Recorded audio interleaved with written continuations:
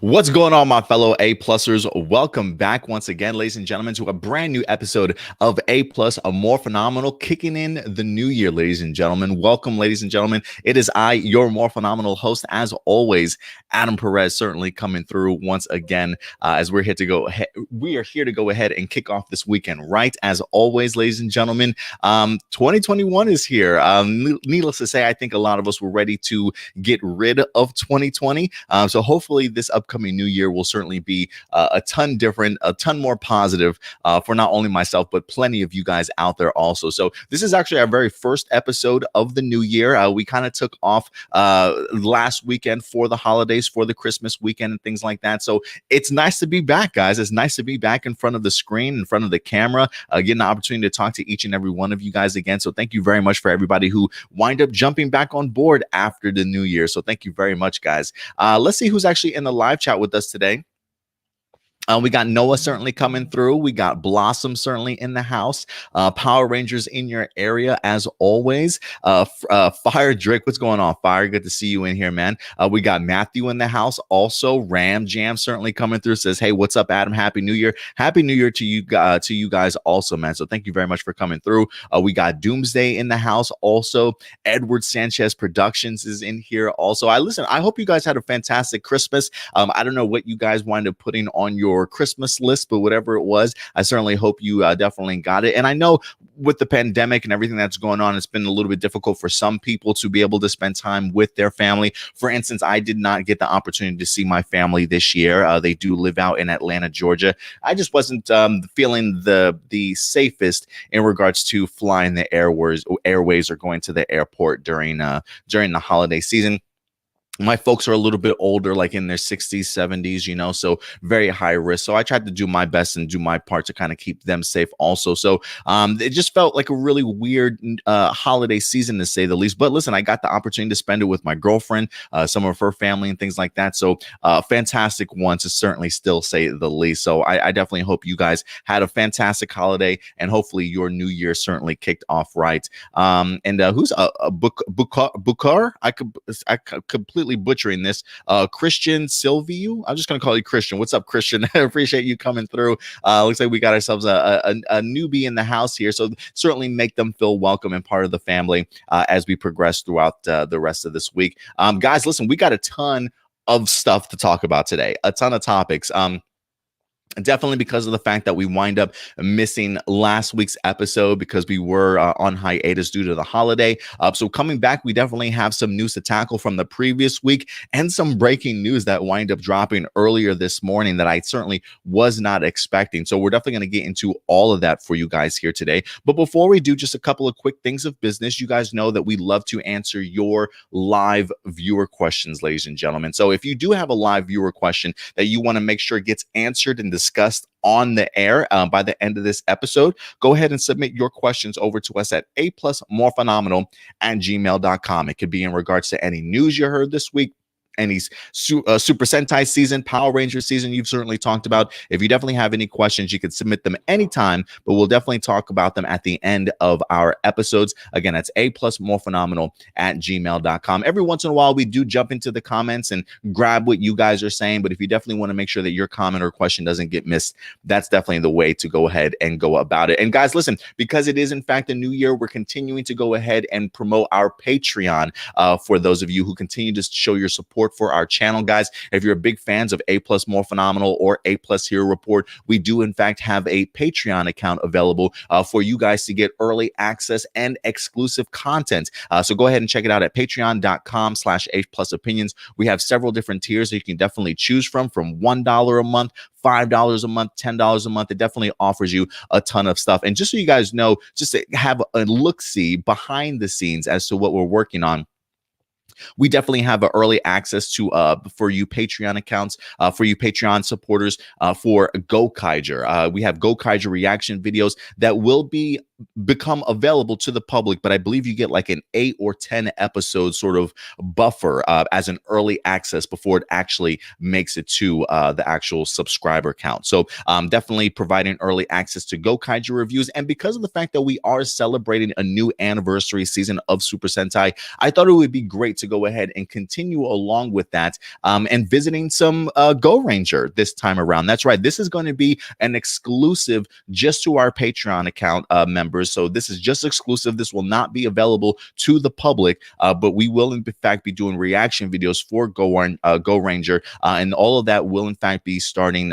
next Thursday, ladies and gentlemen. So every Tuesday and Thursday we usually drop reaction videos. So because it is in fact the new year, we are in fact going to be doing an exclusive for Patreon, and that is in fact going to be Go Ranger. So exclusives for Patreons and early access for Go Kaiser, ladies and gentlemen. So a ton of stuff, and if I'm not mistaken, I believe Stuart, who does our Kamen Rider reviews, also he's going to be doing a Kamen Rider Dragon Knight, and I believe he's also going to be doing Ryuki series reviews for our Patreons. Now, one of those may in fact be exclusives only, and one of those may be early access that will eventually become available to regular viewers and subscribers. So we got a ton of content, guys, for you guys to certainly begin enjoying. So definitely go ahead and check us out on Patreon whenever you get the opportunity to certainly do so, ladies and gentlemen. But guys, let's see who else is in here. JB says, what is in the house? What's up, JB? Appreciate you coming through. Gabriel's in here, man. Thank you very much. It's great starting the new year off right with everybody, man. So thank you for showing your love to kick off 2021 this way, man. I really do appreciate it, guys. And then, of course, I can't remember if we shouted out Shadow Nova Productions, but if we didn't, what's up, man? Good to see you coming through. And, of course, Captain RGD. He got a captain in front of his name now. Very nice. Somebody clearly got a promotion. So I'm definitely looking forward to it, man. But, guys, let's start breaking down all this information. And the first thing that we have to talk about actually came to us today. Talk about breaking news, man. Was not expecting this tidbit of information, but the sources that I wind up getting this from actually comes from powerranger.com, or as it's spelled, perranger.com. They actually get this from Mega Power Brazil, though, but it says, at first discovered by Mega Power Brazil a few months ago, we can now confirm Power Rangers is leaving Netflix. No! Except MMPR, Ninja Storm, and Beast Morphers on January 31st or February 1st. No word if it will move to Tubi TV like other Hasbro properties, because I think Tubi TV also has like G.I. Joe's, Transformers, and things like that. Maybe some of their past cartoon content or whatever the case may be. So yeah, Mega Power Brazil apparently confirmed this maybe a couple of months back. I don't really remember that story, honestly, but perranger.com is running with the story. I believe comicbook.com has also picked up on this as well, that Power Rangers is in fact leaving Netflix. Now, it is interesting to point out, because I did want to go ahead and check for myself over here in America. Now, I'm sure maybe across the country it might be different. I don't know if everybody's getting every show that's being taken down, but I will say this. The report is correct that MMPR is certainly still up there. Ninja Steel is up there. Beast Morphers is up there. For me, at least, I also realized that In Space did not have a removal date on there also. Now that could be different for other people, but when I put in Space and I go ahead and click on it, oh, never mind, it's up there now. It wasn't up there earlier today, but it says last date to watch on Netflix, January 31st. So yeah, it looks as though those might be the only seasons that are in fact remaining, because I swear when I checked it this morning for In Space, it did not have the departure date, but I guess they do now. So yeah, MMPR is still staying, Ninja Steel is still staying, and Beast Morphers. If anything, I would probably assume Beast Morphers is probably going to stay there for a while. I would assume just because of the fact of maybe licensing rights. I mean, they usually tend to be rather late when it comes to releasing like all of their second season. Has all the second season of Beast Morphers been pulled up there? Let me go ahead and check, because I'm curious if they're maybe not going to pull it yet, because they want to make sure that all the episodes are there. No, I'm just seeing the first 9 episodes of season 2. So yeah, all of season 2 for Beast Morphers hasn't even been posted yet. So I'm pretty sure that'll probably stay up there for a while. MMPR, and of all the seasons that you want to go ahead and keep Ninja Steel up there, like, I don't really know what they're doing there. But I will say this comes as a huge surprise to me. a huge surprise to me. Maybe it shouldn't, considering the fact that we know that the deal with Hasbro along with Nickelodeon is set to expire at the end of 2021. So maybe when it comes to their licensing agreements that they've had with Netflix, maybe some of them are in fact not being renewed or being pushed back. So we'll certainly see. Like, if for me, if anything, this kind of feels like maybe Hasbro is kind of considering maybe moving their stuff elsewhere. I certainly hope it gets moved elsewhere. For me, I think the biggest tragedy would just simply be not having Power Rangers anywhere to be watched and available at all, considering just how old some of these seasons are. You would think they would have to, I don't want to say have to, but would certainly remain on a streaming service just for newer audience and things like that. Like, I do think it is pivotal in regards to continuing to grow the fandom. So it kind of leaves me scratching my head a little bit as to what Hasbro is doing. Do I think they have a plan? Yes, I do. We'll see what that entails, though, right? Like, does Hasbro have a plan of unleashing their own streaming service at some particular point in time? Are they trying to keep a lot of that stuff really close to the vest? Because if I'm not mistaken, I think maybe Paramount Plus, which I believe used to be called CBS Access, All Access, I think maybe they might have some Hasbro properties on there also. I thought I heard some rumblings that maybe they might move to that particular streaming service. One of the things that we've talked about and we've brought up before on this channel was the fact that one of the Business Insider articles that we read from 2019 when Hasbro purchased Entertainment One, one of the things that they mentioned and highlighted in that article was the fact that now that they acquired Entertainment One and they've got thousands and thousands upon hours of just movies and television, the idea of Hasbro rolling out their own streaming service isn't a far-fetched idea. Now, some people will probably be like, oh, another streaming service. And that's probably true, right? But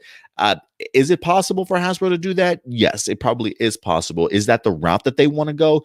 I'm not quite sure. They haven't really mentioned that as part of their overall blueprint. But considering just some of the great IP that they certainly have in store, it certainly would make sense to me if Hasbro wanted to go that route and maybe take some of their own IP here in Power Rangers, since they do own that franchise and own that intellectual property. Maybe they want to go ahead and put that all into one place for them specifically. I think, it is getting to the point now where streaming is just changing. You know what I mean? Streaming is just changing dramatically, where you've got places like Disney Plus and HBO Max that create their own content, that create their own, that don't necessarily have to worry about licensing stuff out so much, that they can kind of keep their own hands on what they sort of create, right? And I'm kind of wondering if that's the direction that we're kind of going here. Maybe Hasbro sees that as the bigger picture, that you kind of want to keep all your intellectual properties all in one place, and some people probably were thinking along the lines of me, like, hey, because of the fact you have Power Rangers on Netflix already, there's really no need to move it, right? I mean, Netflix is clearly paying you to license this stuff and have it on their channel. Why not bring in Power Rangers? If you were to leave, say, Netflix or something like that, why not bring them sort of into the fold for a brand new season or something like that into Netflix? I think that's what a lot of us were certainly looking towards, but it definitely feels as though maybe Hasbro has certain plans. So, I'm really scratching my head. I don't know what this means as of right now. I'm sure there's a ton of speculation going around, a ton of theories, but the fact is that Hasbro hasn't confirmed anything as to what they plan, right? I mean, for me, it feels odd that they keep Ninja Steel and Beast Morphers. The idea of keeping MMPR doesn't surprise me. We know Hasbro's love for MMPR. Beast Morphers probably because it hasn't finished completely airing on Netflix yet, but Ninja Steel, like, that's just a season that I think I and plenty of other fans maybe want to try and forget about. So interesting stuff in regards to it. So I don't know what they're planning on doing here. I know some people are hoping that it gets pushed over the Tubi TV, but for me, I feel like that kind of hinders the franchise a little bit. I do think that it is important, especially with you trying to reimagine and reboot Power Rangers to a certain extent. I do think that it is important to keep that material out there and able for and for others to be able to find in order to continue to bring eyes to your franchise, because the less property and stuff that you have for out there for people to get on board with. I mean, Netflix is an international base, Netflix reaches millions of people on a regular basis. Like, how many viewers does Tubi TV get, right? How many eyes does it get? I feel like it's what I think. I'm trying to remember what I read about Tubi TV in regards to it being like one of the maybe second or something like that biggest free service providers out there for television, where it's ad supported, so you as a viewer certainly don't have to pay for it. I mean, that sounds great, but honestly, up until today, I have not watched a single lick of Tubi TV in my life, let alone barely know about Tubi TV. So I do feel that there is an immediate sort of disconnect right there, that you're kind of taking Power Rangers away from the public eye. And maybe not doing anything with it, or putting it somewhere else that clearly does not get as many views or eyes on it as, say, a Netflix. I think if you are going to pull it from Netflix, I think you put it towards another really big streaming service, whether that be Disney Plus, Hulu, Amazon.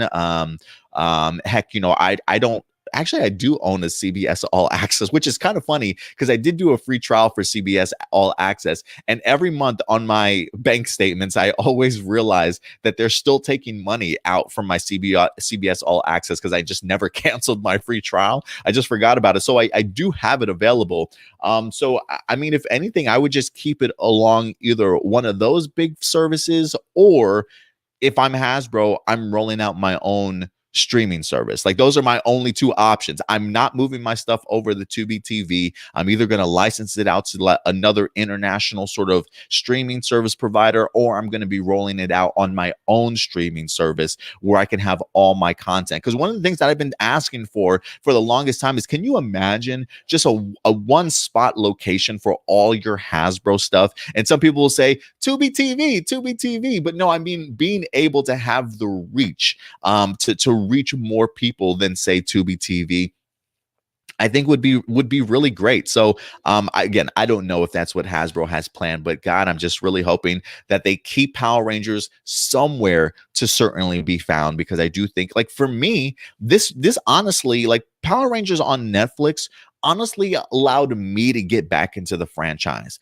I had been off of the franchise for so many years, but when I found out that Saban had come back, that was going to go ahead and do the Neo Saban era stuff, a part of me wanted to get back into the franchise. It wanted me to kind of, revitalize that side of me a little bit. And to be able to do that, I had to be able to go back and watch all of the Power Rangers seasons. And I'm super thankful that of all the places, Netflix provided me with that outlet to find all the Power Rangers shows, so that I could get back into this fandom and get more involved again. So I do think that this is a really big kick in the ass, honestly, to kick off 2021. So a part of me is really hoping that Hasbro has a bigger plan.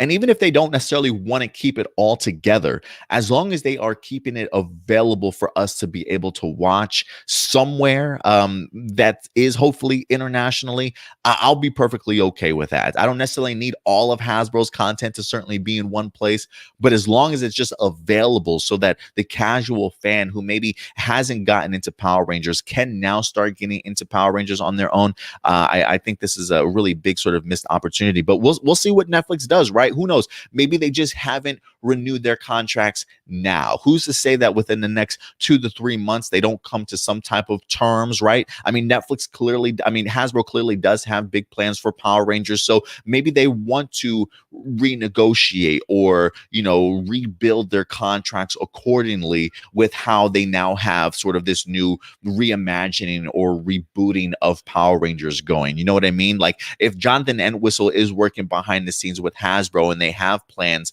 to maybe release their content on Netflix, right? Who's to say that those deals that they're currently building now don't have anything to do with what's going on here, right? Like maybe it's a new way to reintroduce Power Rangers to Netflix, or whatever the case may be. I'm not quite sure, but there's tons of moving pieces behind the scenes that us as viewers certainly don't get that opportunity to certainly see. So I'm keeping my fingers crossed, though, that they are maybe renegotiating to keep Power Rangers there. If not, please just keep it somewhere for the public to be able to still see, because Netflix is a huge place, man. Like whether or not you have a subscription to it, or you prefer Disney Plus or Hulu or Amazon, whatever the case may be, it's hard to deny that Netflix does have a huge presence just in the streaming world. So to take your content off of there probably hurts to a certain extent, but we'll see how Hasbro certainly rebounds. So I'm going to keep my fingers crossed that they certainly know what they're doing behind the scenes. But to say the least, I did not expect to come into this episode of A Plus Morphinominal talking about Power Rangers possibly not being on Netflix any longer. Like for me, it honestly throws a little bit of a wrench into my plans, simply because of the fact that, I wanted to do something along the lines with utilizing Netflix for, say, some of our watch-alongs that we had planned, right? Like for me, and I'll even, let me see if I can find this real quick. Please tell me I saved this, Adam. I'm just going to pull this up. This isn't what maybe I didn't save it. Son of a B. Hey, let me pull this up for you guys here. I was getting ready to launch some watch-alongs, guys. Some A Plus Morphinominal watch-alongs. I was thinking, since it's Dino Thunder's available on YouTube, Dino Thunder's available on Netflix, it'd be a great opportunity to go live, have some sit-down watch-alongs of Dino Thunder, have a 2-hour sort of sit-down with you guys, watch episodes 1 through 4, then 4 through 8, and we go through the entirety of the season. You know what I mean? And now I got to deal with the idea of maybe not knowing that Dino Thunder is even going to be available on Netflix any longer, right? So where am I going to be able to sort of have these watch-alongs anymore? So a little bit of a bummer, honestly. So we'll see what happens, man. Now I got to rethink this watch-along plan of mine and see maybe we can revisit MMPR and Ninja Steel, guys. No, we're not revisiting Ninja Steel ever. Yeah, guys, listen, I want to know your guys' thoughts in regards to this. What do you think all this means? Where do you think Hasbro is going to be moving their Power Ranger content elsewhere? Do you think they're just not going to have their Power Ranger content out there available? I mean, look, because of the fact that they've talked about rebooting and reimagining, I am wondering if this is is this part of it? Is this part of it? Like, is it a case of maybe wanting to kind of forget or remove sort of past seasons of Power Rangers, right? So that the only things that we do have to really focus on is MMPR, which we know Hasbro loves, and maybe the most recent sort of content, if you will. So I don't know, guys. That's really just all my speculation. One of my biggest things that I've been asking for is listen, Hasbro, if you are going to reboot and reimagine, the only thing that I do ask is please do not forget the past. And it seems as though the past is being removed for us. Now, again, I don't know if this is Hasbro's plan. Again, it doesn't fully worry me as of yet. I still want to see what 2021 is going to hold for Power Rangers when it comes to Hasbro. So I'm not completely jumping off the support train for Hasbro. I'm certainly going to give them an opportunity to see what they want to do with their own intellectual property, because yes, it is theirs. I know people are like, this belongs to the fans. And yes, to a certain extent it does, but trust me, Hasbro's the one that paid $500 million for the property. They can certainly do whatever they wish.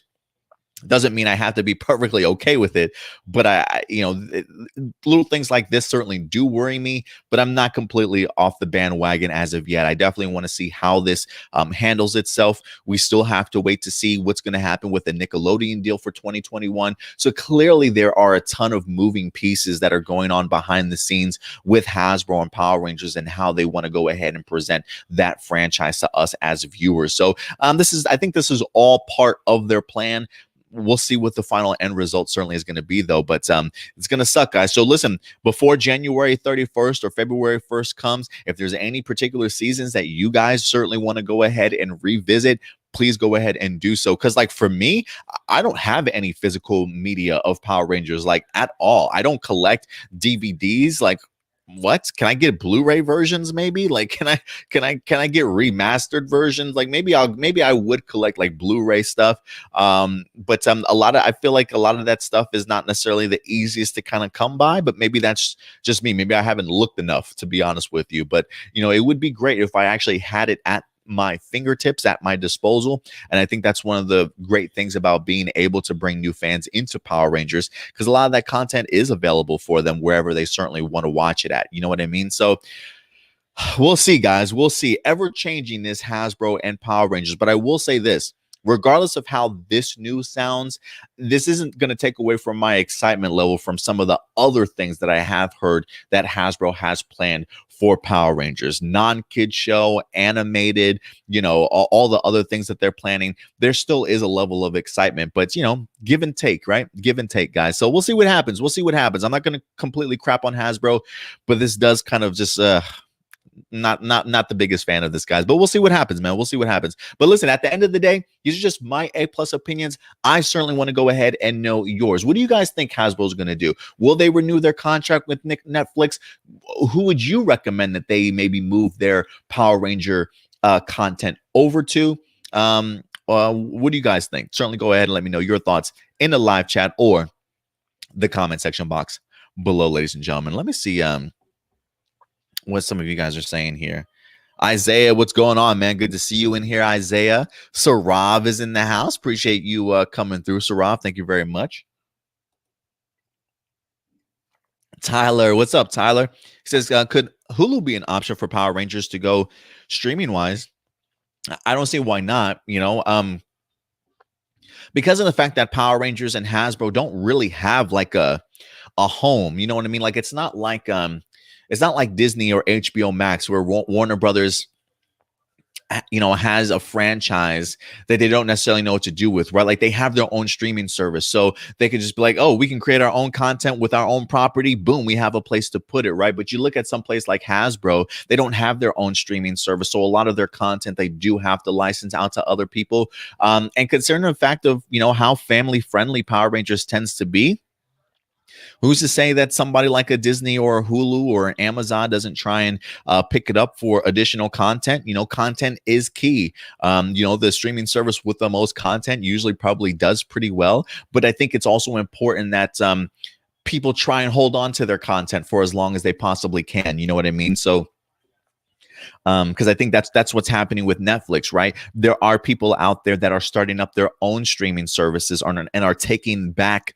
sort of their own properties so that they can launch it on theirs, right? Because it is their content. So maybe that's, again, that's one of the things that we speculated, right? Maybe this is a Hasbro move, thinking, hey, either Paramount Plus or, maybe we're doing our own streaming service now. Let's take our IP back while we can, so that when we do launch our own stuff, boom, then we can go ahead and just drop it all together. Again, that's just simply me speculating and theorizing. But it's just to your point, Tyler, that I feel like if they don't renew with Netflix, then yeah, it's a possibility that Hulu could be an option, Amazon Prime, Disney, Paramount Plus. All right, there definitely are options out there for them.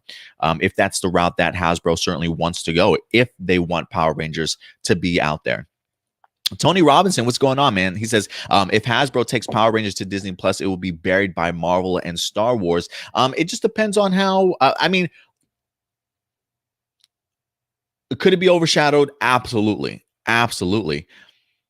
But Power Rangers has such a huge base. 27 like 27, 20 plus years, 25 plus years. I think I almost feel like Power Rangers could probably have like its own tab on Disney Plus if it wanted to. Like when you go over there, it'll have like a tab for Pixar, Marvel, Star Wars, and things like that. I almost feel like Power Rangers is so huge, it could probably have its own tab. If it has its own tab, it probably won't get buried. But if you literally have to do a search and try and find a bunch of stuff, then maybe. But as long as it's available, I don't necessarily think it'll get buried. But I think as long the idea of is at least it's available to the public to be found, then people will find it. People want to find it, they'll find it.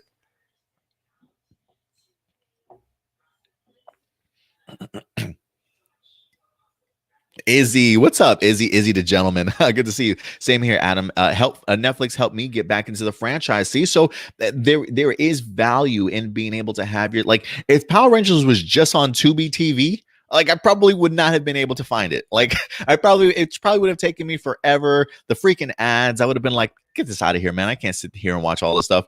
Then again, to this day, I've yet to watch a lick of Tubi TV. Today is the first day I've really been made aware of how maybe big it might be or whatever the case may be. But for me, Netflix just felt like just the perfect home for it in a sense of that's just where I've been able to find it. You know what I mean? And considering just its international range to so many people out there, it's really easy to grow your franchise there. So I don't know exactly what Hasbro's thinking, but clearly they have a plan. I hope. Even Sarab, he's like, Tubi TV, what's that? And again, I don't even know what the reach of Tubi TV is. That just North American bound? That would suck, man. Tony says he does have Tubi TV, but how many other people watch it? That's what I definitely was looking for. I do want to see how many viewers Tubi TV has on a regular basis.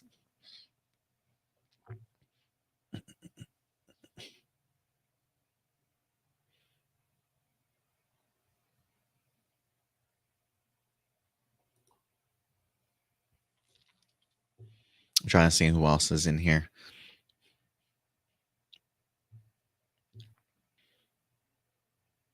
Oh, Noah even says also Boom Studios contract is up next year as well. Yeah. So 2021 seemingly is like the year where a lot of big decisions have to be made for this franchise. It would be I would be mind blown if Hasbro didn't renew with Boom Studios, considering just all the success that it certainly has brought to not only Boom Studios, but how many more eyes it certainly has brought to the Power Ranger franchise. So 2021, guys, definitely is gonna be huge. Midwest Tokusatsu, what's up, Midwest? Appreciate you coming through. Thank you very much, man, for spending your afternoon with us. Enrique Perez, when is Nickelodeon release date for Dino Fury? I don't know if we have a release date as of yet. I'm keeping my fingers crossed for like the beginning of March, maybe the end of February or so, but I don't believe we have a release date for Dino Fury. If we do, guys, definitely go ahead and let me know. But I don't believe we have one as of yet.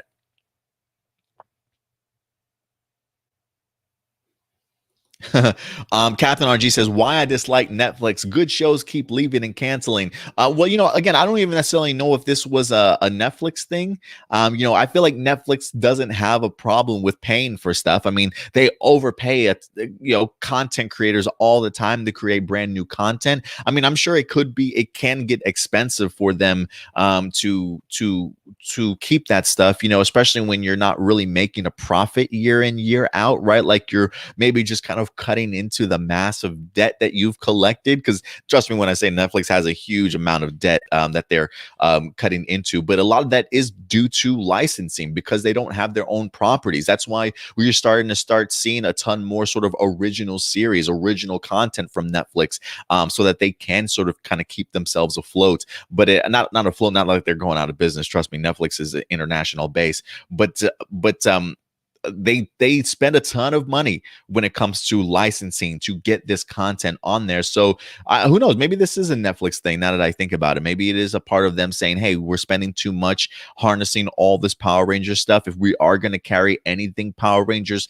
let's keep MMPR. Maybe that's one of Netflix's biggest draws for Power Rangers, and maybe they're some of the newest stuff, right? So who's to say? Maybe Netflix decided to say, "Hey, keeping all this other stuff just financially isn't there for us. Maybe Hasbro looked on side of things and said, you know, maybe we can get a better deal elsewhere, or maybe we want our own content and property back until we can do something else with it. Who knows? But I wouldn't put it all on Netflix. But we'll see. Hopefully, as the year progresses, we'll wind up getting ourselves some more information in regards to it. But I certainly do hope that they renew it. Tyler does say Hasbro could make their own streaming service. That is another option. Yeah, that certainly is an option. So we'll see what happens. Christopher, what's going on, Christopher? He says Disney never really cared about Power Rangers, though when they had it. Absolutely true, but that's because of the fact that um, they didn't care about it then. Maybe they might care about it a little bit more now, though. Considering the fact that I don't know how much it would cost for them to pick up the license for Power Rangers. I don't think it would probably be as much as to maybe have to actually create the content like they certainly had to do back in the day. So maybe financially it makes a little bit more sense for them, but I don't know. I really don't know, Christopher.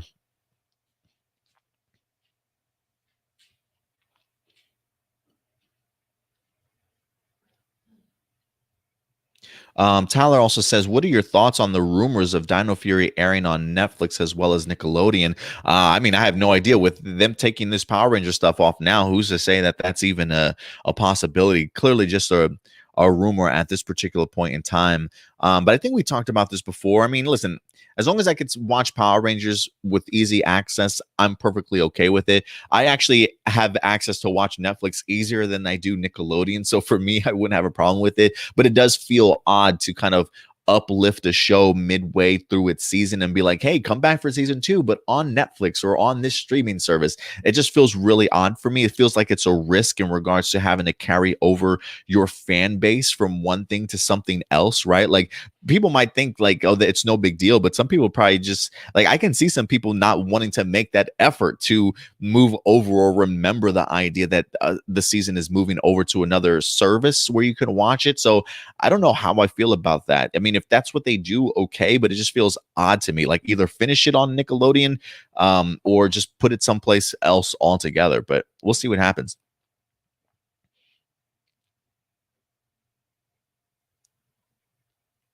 The dragon critic, aka Lee O'Brien. What's up, Dragon Critic? Appreciate you coming through, Lee. He says, I had planned on going through the OG Saban era in 2021. Now that plan is ruined. Hey man, you got a month. you've got like 29 days. Lee, you can do it, man. I believe in you. I believe in you. From a Mighty Morphin to I guess in space, you can do it, man. Do it. I believe in you. All right, guys. I think Johnny does say, how about what's up, Johnny Marrero? How about putting Power Rangers on Paramount Plus since Transformer films are on it? I mean, yeah, we have seen Power Rangers and Paramount have a tie in the past together. Clearly, Hasbro certainly has a tie with Paramount. So yeah, definitely a possibility. Also, Johnny, definitely a possibility. The only reason why I don't really mention it as much as I do Hulu, Amazon, Disney and things like that. Like, even though I have CBS All Access, like, I forget that I even have that as a streaming service. Like, I even forget that they changed their name over to Paramount Plus. So like, it tends to slip my memory from time to time, honestly. So we'll see what happens, man. We'll see what happens. But are there options? Yes. I think that we should all be freaking out as of right now. No, I just think it is a little bit of a bummer. Now if Hasbro comes out and says, yes, we will not be showcasing any past Power Ranger seasons ever again, then maybe we should freak out. But as of right now, let's just give Hasbro a chance to figure things out here. Because again, clearly 2021 is a big year when it comes to licensing. They're clearly having some things to do with Netflix. We know that Nickelodeon stuff runs out in 2021, and clearly the Boom Studio stuff for comic books run out 2021. So let's sit back and see what Hasbro winds up giving us, because I wouldn't be surprised if they start rolling out some announcements here. So we'll see. We'll see.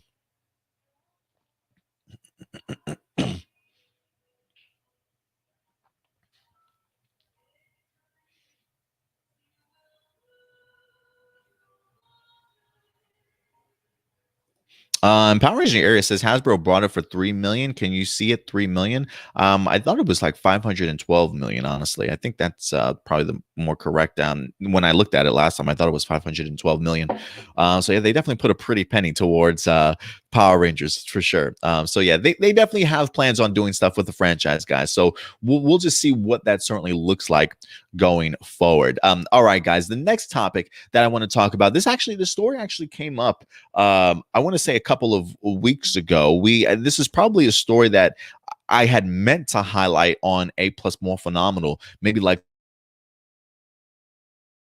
2 weeks ago, and unfortunately I just never got the opportunity to. But it is something I really wanted to highlight with you guys, because I didn't hear too many people talking about it when it did first come out, and maybe I just didn't have the opportunity to watch some other YouTubers that might have talked about this. But one of the topics that we've talked about, guys, when it comes to Power Rangers, especially Dino Fury, I think this idea and concept kind of got brought up was, mentors, the idea of cameos, the idea of who would possibly return for a Dino season, if Hasbro could maybe have its way, or maybe reach out to the fans. Like, if we could see a Power Ranger return, who could it certainly be? And one of the things that we quickly learned, or at least we learned from some of the OG Rangers, one of those the actors that wind up kind of stepping up and making their presence known about wanting to return to Power Rangers was that of David Yost, the original Blue Ranger and Billy. David Yost has been pretty outspoken over the past several months when asked if he would return to Power Rangers, if he would love to do so. And one of the things that David Yost has talked highly about is the idea of, yes, that he would certainly love to return to Power Rangers, but not just in a cameo role, not in just a role that's just a one-off and done with. He wants to be able to have a presence. He wants the return of Billy to certainly be meaningful. So whether that means as a mentorship role, or as a much larger sort of recurring role on a television show.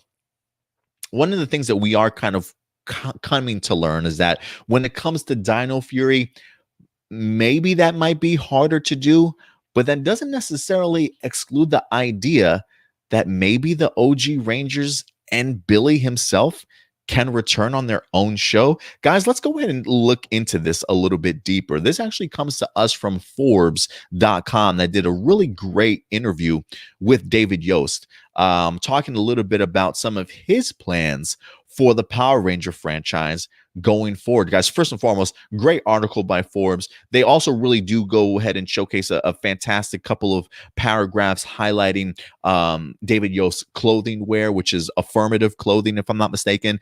They do highlight that a little bit, guys. So if you are interested in supporting David Yost and a lot of his messages and what he stands for, definitely go ahead and check out his apparel. He definitely does have some great content out there. He's also created like face masks and stuff during this pandemic that are very Power Ranger related, if you will. So again, his clothing line is called Affirmative Clothing Company, considering the fact that Billy always used to say affirmative all the time. The great story by Forbes about how his Affirmative clothing line wind up coming together, but they also talked to him a little bit more about just his idea and his love of Power Rangers, and just how much he actually still wants to be involved. So let's go ahead and dive into this, guys. So it says, while we live in a world filled with reboots and remakes, Yost seems to not only be up for reviving his iconic character, but is taking active steps himself to create the possibility. This is what David Yost says. He says, I personally have been writing a reunion series. It's called Mighty Morphin Power Rangers Quantum Continuum.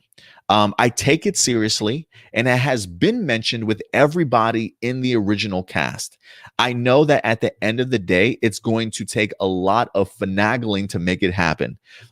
He also says, Yost went on to say that at the show's 25-year reunion, Saban, a longtime owner of Power Rangers name, should have taken advantage of the opportunity to do so then, but didn't.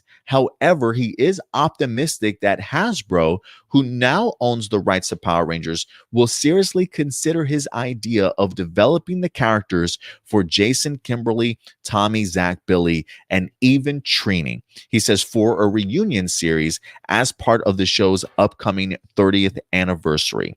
He goes on to say, I really hope that I'm writing something cool enough and interesting that my castmates would not be able to say no to.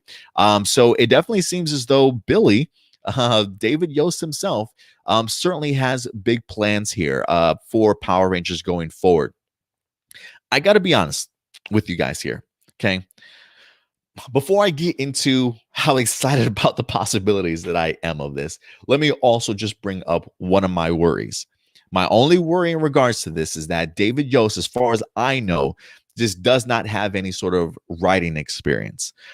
So as far as him having to write sort of like a script for a show, I don't know necessarily what his strengths are, but just from his IMBD page, his Internet Movie Database page, I do know that he has done some producing for sure. He definitely has done some producing in his lifetime. He definitely has done some acting in his lifetime, but I haven't really seen any writing credits on his IMDb. Doesn't mean that David Yost can't put together a fantastic pitch, a fantastic idea and concept and present it to somebody like Hasbro, and Hasbro winds up getting some of their big brains and their creative team to certainly really work with David Yost to kind of maybe really flesh out and kind of, come up with a true sort of a screenplay or a true script for this idea. Now, it is also imperative to point out that this doesn't say a reunion special.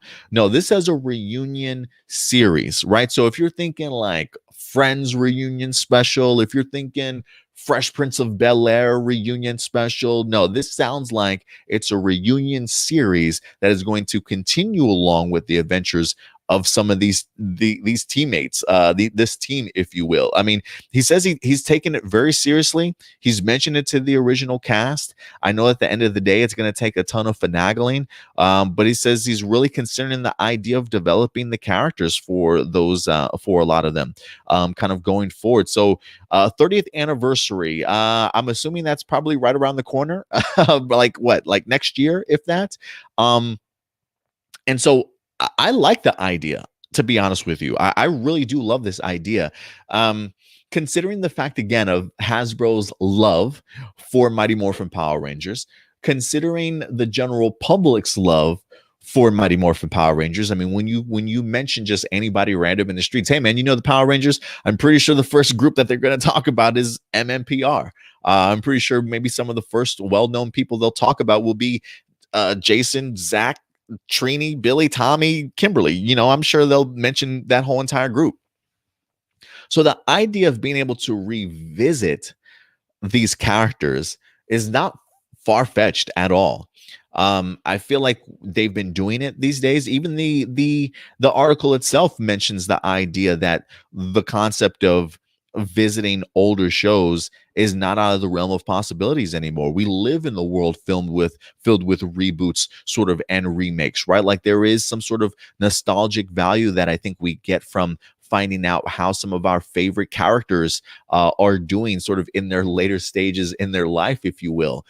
So I kind of dig this idea and this concept of what David Yost is putting forward. I really do hope that he's able to at least get a audience with Hasbro, because one of the things that we've talked about last year was the fact that since they are having bigger plans for Power Rangers as a franchise, they have a blueprint as to what they want to do. They're bringing in Michael Lombardo to certainly help in creating content for Entertainment One and Power Rangers. They're bringing in Jonathan Entwistle to help reestablish and reboot sort of Power Rangers as a whole. It feels as though like Hasbro is in a position where they cannot sort of say, I don't want to say no to everything, but I feel like Hasbro's in a position where now is the time for, if people do have Power Ranger ideas, for them to approach Hasbro and Entertainment One. And when I mean people, I mean actual writers. I don't mean like fans. I don't mean fans or people that just like Power Rangers. No,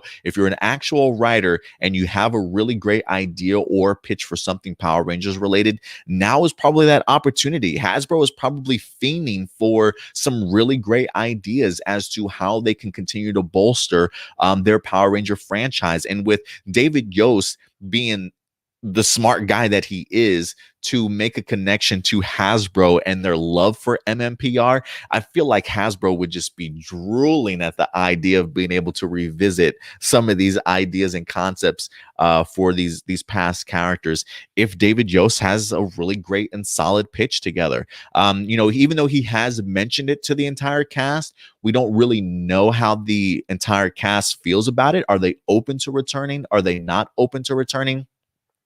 For me, I hope that they are, but I had no idea that David Yost was even considering this.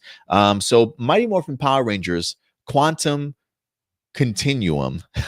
First off, I love the sound of it. But I'm going to keep my fingers crossed for you, David Yost. I really am. I hope that this is something that's going to be successful. And I definitely hope that this is something that will attract the eyes of Hasbro, to be perfectly honest with you. I do love the sound of that. But guys, listen, I definitely want to know some of your thoughts in regards to this. Would you be fascinated in returning to kind of see what some of our fan favorite characters are definitely up to? I don't know how they would certainly pull off the Trini thing. If anything, I would assume maybe they would recast it. And honestly, I would be perfectly okay with it. If David Yost is literally coming up and putting together a script or a pitch to Hasbro for this, the idea of recasting, I would be perfectly okay with. I know that there would be some pushback, maybe some from some fans, saying no, you shouldn't recast Trini. Let that character just rest in peace, sort of thing.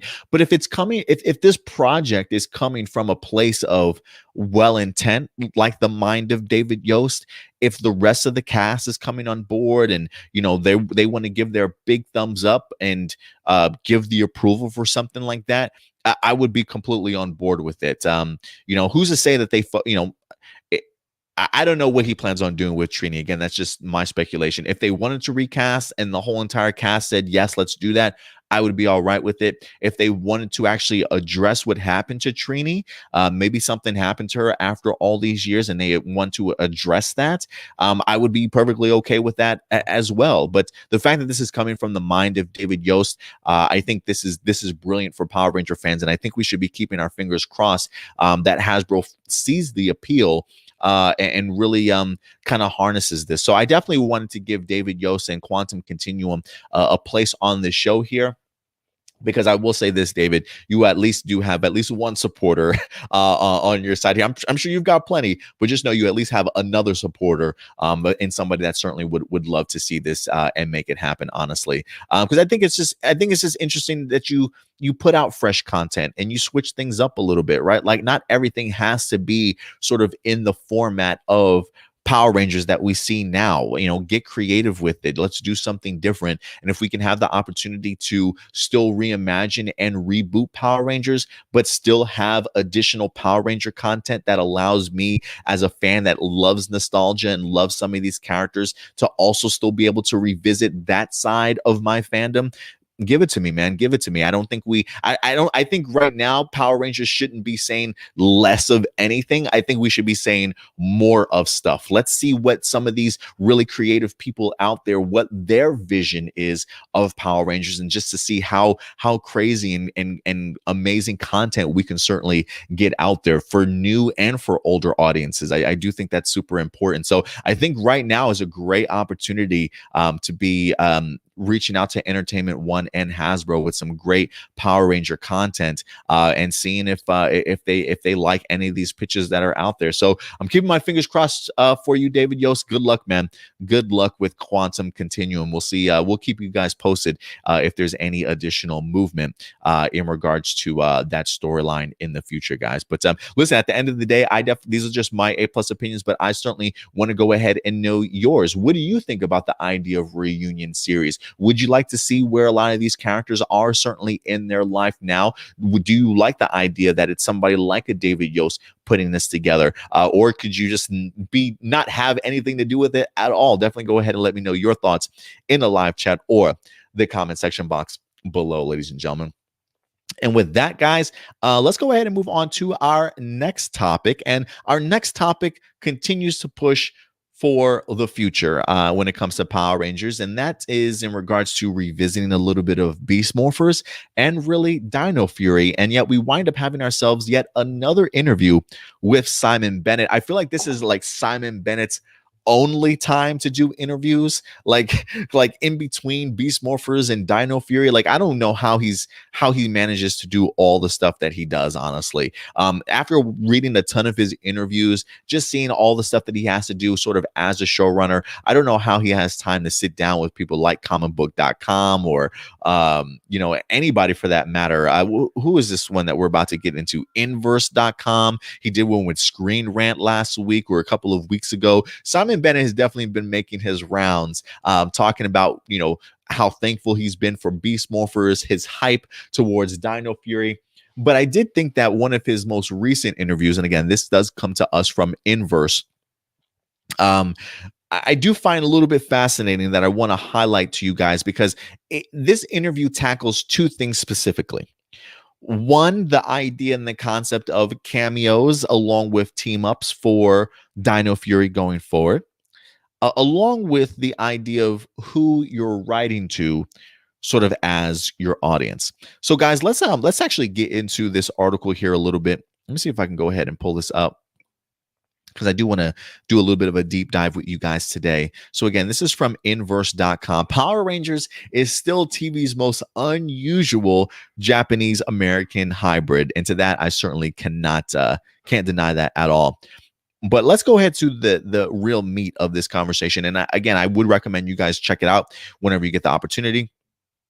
When it says Power Rangers is one of the few kids shows with an adult audience, how do you make children's shows that adults watch too? He says, we make it for kids. Our key audience is 4 to 6 year olds. We assume that our audience can't read, so we never put important plot points in text on screen. We keep stories simple enough so we don't lose our audience. We also have to think, would a 4-year-old understand this? If not, we simplify and we make things super clear. The adult fan base is significant. If they also find it entertaining, that's great. Occasionally, we treat the adults by doing crossovers or bringing back a legacy villain. Those twists are for the older fans. But even when we do things aimed at adults, we make sure that they're clear to our younger audiences, because they are our biggest audience. They buy the toys. And to Simon Bennett's defense, he's absolutely right. They do buy the toys. And granted, there's also an audience that's the adult audience that certainly buys the toys also. Are you kidding me? I can go down my list of Twitter feeds about a plethora of adults that certainly still buy toys. I would almost go so far to say that I wouldn't be surprised if the adults maybe almost push the kids to their limits in regards to who buys the toys. I honestly would love to see the breakdown of that, if there's a way to see like just age range, who's purchasing merchandise from Power Rangers at this point in time. But so he goes on to say that yes, he understands the idea that there is an adult fan base out there significant. They certainly try to do their part. He says, we make it for kids, though. Our audience is 4 to 6. I will just say this. This continues to baffle me, because even growing up watching Power Rangers back in the 90s, I don't ever recall Power Rangers being solely for 4 to 6 year olds. I felt like maybe the toys might have been. But I feel like growing up as a kid, when it dropped, considering the fact that those kids were in high school, I was in high school myself. If I don't recall, if I'm recalling properly, let's see here. Hold on. Mighty Morphin Power Rangers came out in 1993. So at that time, I was 11 years old, or 10 years old, maybe going on 11 at that time. So high school was in my vision. I never felt that they talked to me in Power Rangers, though, like I was 4 to 6 years old. I never felt that was the fan base back then for Power Rangers. And I mean, granted, I do feel like Neo Saban era of Power Rangers has taken us back like 20 years. I do feel as though they have now started talking down to their audience. But I've never felt Power Rangers has been for 4 to 6 year olds. So I don't really know when that became a thing. The fact that you're just literally assuming that your audience can't read or barely learning, like I've never, that's preschool stuff to me, man. And I've never put Power Rangers sort of in that preschool sort of category. Like I'm surprised if that's the case. I'm surprised we didn't have Zoe doing an ABC episode trying to teach these kids how to spell and write and read. Like that's what you're telling me here. Like I like the idea. My thing is just that it's okay to tell stories and not have to simplify them enough to lose your audience. And this isn't me just saying, hey, I want Power Rangers to be more adult, because that's not what this is. This is an argument for stop treating kids like they're idiots is what is more like to me, right? I think the idea of taking kids back like they're 4 to 6 years old is doing nothing but simply hampering their development, if you ask me.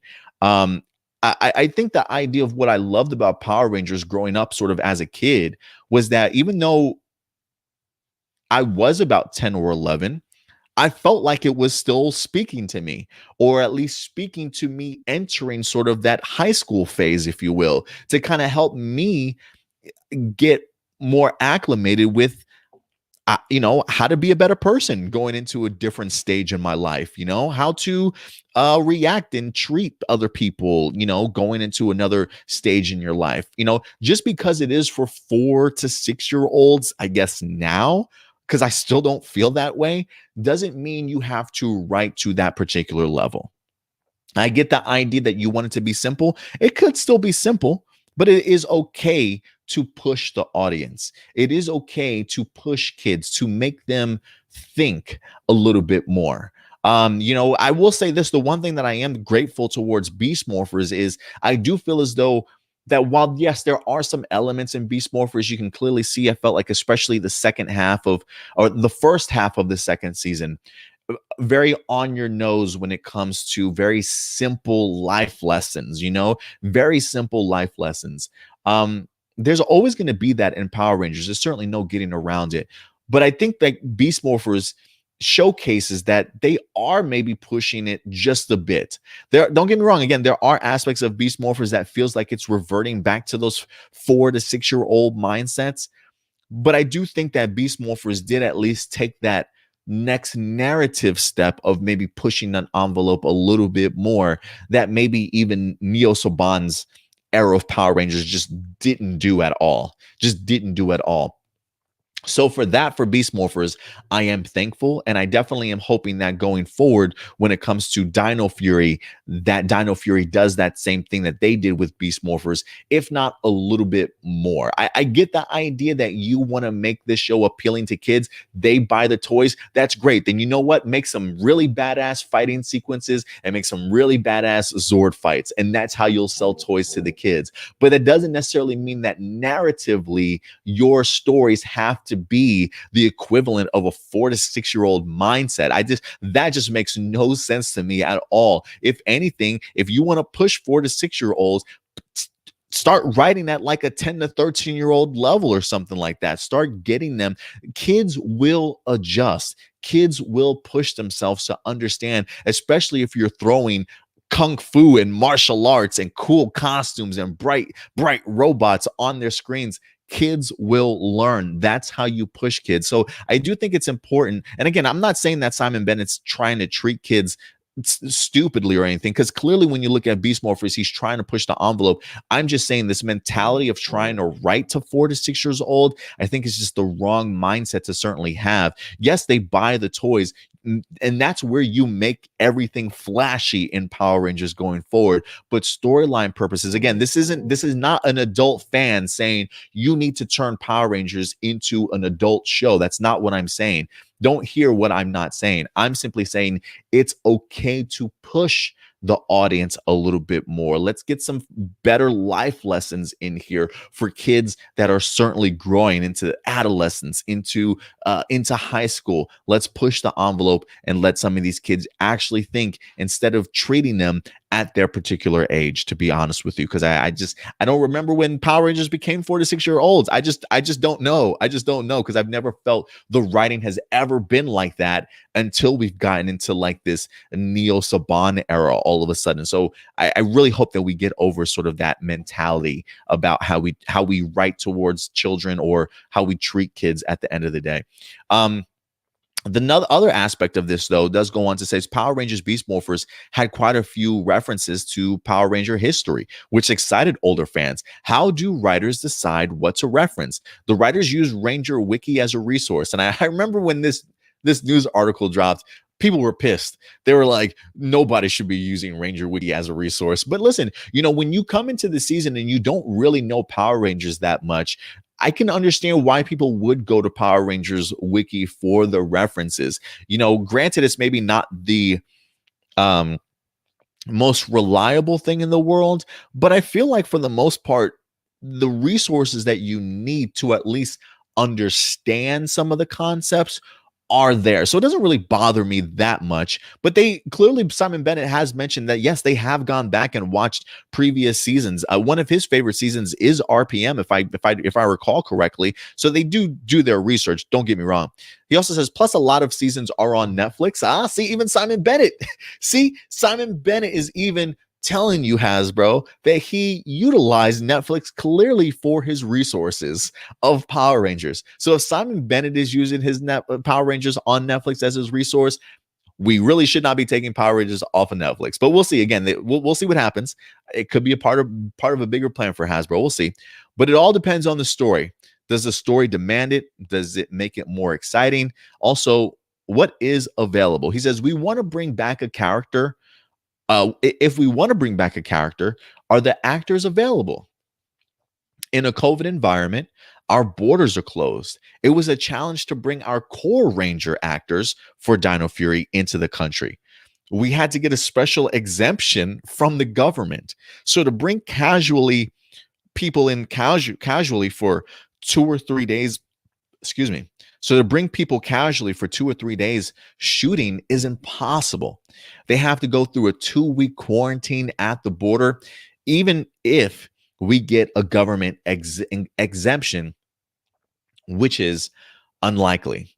So guys, for me, one of the biggest things that a lot of people have asked me, on A+ Morphinominal here has been, Adam, if there's one thing you're really looking forward to when it comes to Dino Fury, what is it that you're looking forward to? And what's the one thing that I say on here, guys, all the time? Cameos, team ups. Yeah, I want to see them again. Guys, this news does not bring me joy. Listen, we have been open-minded, at least. I have mentioned on this show that we will see, though, right? Like, as excited as I am hoping for cameos and team-ups, I have also mentioned the idea that, yeah, we are living in a world now with this pandemic where it may not be possible. It may not be possible. Bummer. But it may not be possible, man. So I am officially keeping my expectations really low for Dino Fury cameos. Look, New Zealand is doing a kick-ass job, guys. I think we should give New Zealand a round of applause, honestly, for doing such an amazing job with keeping their virus at bay, having everybody sort of on the same page in regards to, how you open up your country, when you start to close it, right? How you start putting restrictions and stuff. I mean, they've really have sort of eliminated COVID from their environment. So I understand the idea of, as a country, having to get government exemptions just to bring people in, not wanting to have other people come in. So props to New Zealand for allowing our franchise that we know and love to continue to push forward in this really difficult time where a ton of studios are struggling to keep things on a timely manner for their seasons that are upcoming. So this is a little bit of a bummer. I am wondering if the team up is a possibility. I am wondering if Beast Morphers is a possibility because of the fact that previous cast was in New Zealand at one particular point in time, although I don't believe that they were in New Zealand during the entirety of COVID. Maybe because of the fact that they have been to New Zealand before and have been a part of this particular crew. I wonder if New Zealand would be open to giving them sort of a government exemption before coming back into New Zealand. So I'm going to keep my fingers crossed for a team up episode at least. But cameos, I'm not even mad at the idea that we may not even get cameos. Like, I'm not even putting the fault on Hasbro or Simon Bennett. If I'm gonna blame anything, it's gonna be fucking COVID-19 and 2020 in general, for keeping this away and just making it super difficult. I'm glad that Simon Bennett addressed it. It is one thing that I was really looking forward to for Dino Fury, that now, at least going into the season, I feel like I can kind of keep my expectations low. Do get ourselves any type of mentorship or any type of return cameos, then it clearly will come back as a massive surprise to me, and one that I'm really thrilled that they certainly tried their hardest to certainly do. Do I get some people on purposes truly call for it, right? Like, if it's really meant to be a part of their storyline, then maybe we will get them. But I'm not going to lie that I am a little bit bummed that maybe we won't. So I'm just going to definitely be into Dino Fury as to what we can expect. I'm still expecting a kick-ass season. Don't get me wrong. I'm really expecting them to kind of push the envelope a little bit. Hopefully a little bit more when it comes to its production value, so you can kind of see a significance in how it's filming. The idea of them bringing in new directors also kind of gives me a hope that we get to see other people's vision of what a Power Ranger episode should certainly look like. And yeah, I'm just hoping that there are certainly some connections to the past Power Ranger seasons that we've kind of seen before. One of the things that Simon Bennett has talked about is that Dino Fury is going to be its own thing. That they haven't had any talks with Jonathan Entwistle, unless Simon Bennett's lying or at least trying to cover up some meetings that he might have had with Hasbro. What Simon Bennett has told the public was that he hasn't had any contact with Jonathan Entwistle. He hasn't had any involvement in what Chip Lynn and Simon Bennett have been doing for Dino Fury. So I'm pretty sure when it comes to storyline purposes, that's pretty much good to go. So I'm hoping that maybe that story has included maybe one or two cameos, sort of kind of here or there, if you will. So keeping my fingers crossed, but honestly, sad to say, it's no longer an expectation of mine that we have a cameo or a team up episode. But if there is anything that I think would be easy for them to do, maybe it would be a Beast Morphers team up, just because, and again, that's just me going off of the idea that they have had that cast in New Zealand before. So maybe the government would be a little bit easier of exempting them, allowing them back into the country because they have been part of that cast or that crew in the past. So we'll see, guys. But again, great interview, honestly, with Simon Bennett. Again, this comes from inverse.com, guys. This was dropped, I believe, last week, if I'm not mistaken. So definitely go ahead and check it out whenever you guys get that opportunity to do so, ladies and gentlemen. So let me know your thoughts in the live chat or the comment section box below, ladies and gentlemen. And you know what? I was going to go on to another story, but I think I'm going to pivot. I'm going to pivot to another story here, because I want to kind of jump back into what we were just talking about the idea of writing, if you will, to a younger audience, because I did find this interesting. This actually comes to us from No Pink Spandex. They did a little bit of a throwback Thursday a couple of weeks ago, or maybe earlier this week, I can't remember, but it says a little throwback with Power Rangers SPD. He says this is a clip from Yumacon 2005 when Bruce Kalish talks about writing for a kids show and putting your best foot forward. So I thought this would be really interesting for us to dive into real quick. So let me see if I can go ahead and bring this up. I am going to share the audio for this. So let's see if this actually works. Okay, let me pull this up big time here so you guys can see this a little bit better. So in case you missed this, let me rewind this, and I'll pause it too.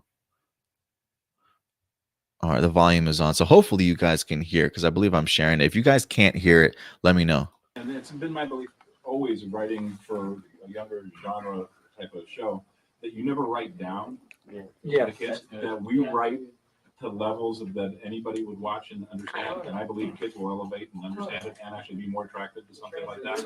We went down there and a nameless director, basically said, "Why bother? It's just Power Rangers." And we went nuts. Well, we went absolutely nuts. Yeah. We demanded that, you know what? Well, they're not going to work for us then, because we want somebody who gives everything they have for this. I don't care what project it is or who we're doing it for. And I demanded it of each one of them, and we demanded it of ourselves and of each other. It's like anything I do, I'm going to do the best I can do. Yeah. It doesn't matter what it is. It doesn't matter acting or putting on my shoes or whatever. I'm going to tie them good. You know? Double knots. What? And so, it's been my belief always writing for a younger genre type of show that you never write down the kids, that we write to levels that anybody would watch and understand. And I believe kids will elevate and understand it and actually be more attracted to something like that. We went down there and I just find that interesting, guys. Like I wanted to bring that up because I do find that super interesting.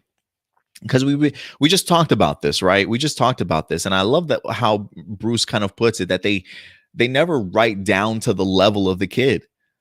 They write to the level that anybody can kind of understand, and the kids will gravitate towards it. I mean, SPD was an incredible season. People love SPD. I think if anything, people should take from Bruce Walsh, and I don't want people to take this the wrong way. This isn't me bashing Simon Bennett or anything like that. No, I just think it's just people clearly have just different perspectives on how to approach a Power Rangers show. And granted, this was back in 2005. This was like 15, 16 years ago, right? Times clearly certainly have changed, but I don't think the message has. I think the idea of still being able to write towards, granted, Bruce knows it's a kid show. Do you have to write it like it's a kid show? No, you don't. They still sold toys, I'm sure, right? Like there is a way to certainly approach this. So I do love the fact here. I don't know if you guys can still hear. I muted it, so I don't think you guys could probably hear it. But I just love the idea though that he's just preaching to the choir here, man. You don't have to write to kids like they're 4 to 6 years old. I've never felt like that whenever I watched a Power Rangers show, and I can see why, especially when watching SPD. SPD Power Rangers back then was a kid show, was it not? When I watch SPD, I don't think to myself, "Oh, this show is just for kids," or the way they're talking to me, like I can't cook, like I have to be like some little kid to try and put together a couple of words and understand what they're saying. Like I've never felt that way, like at all. Like all the fart jokes and stuff that we got in Neil Saban era, like all those high school, like the little preschooler jokes and stuff that we get. No, like that's taking Power Rangers back. Like just because they did that with Neil Saban does not mean that that's what Power Rangers should be. Because people clearly didn't necessarily gravitate towards that level of story writing and sort of storytelling. So I think Bruce is onto something here. I think going into a show because it's a kid show and writing towards it just because it's a kid show, I feel like you're kind of missing the mark. I feel like you're kind of missing the point of what shows like this are supposed to do. And I think that's meant to help kids get to the next level in their life and their next stage, if you will. I don't have a kid. I don't have children. I don't have children.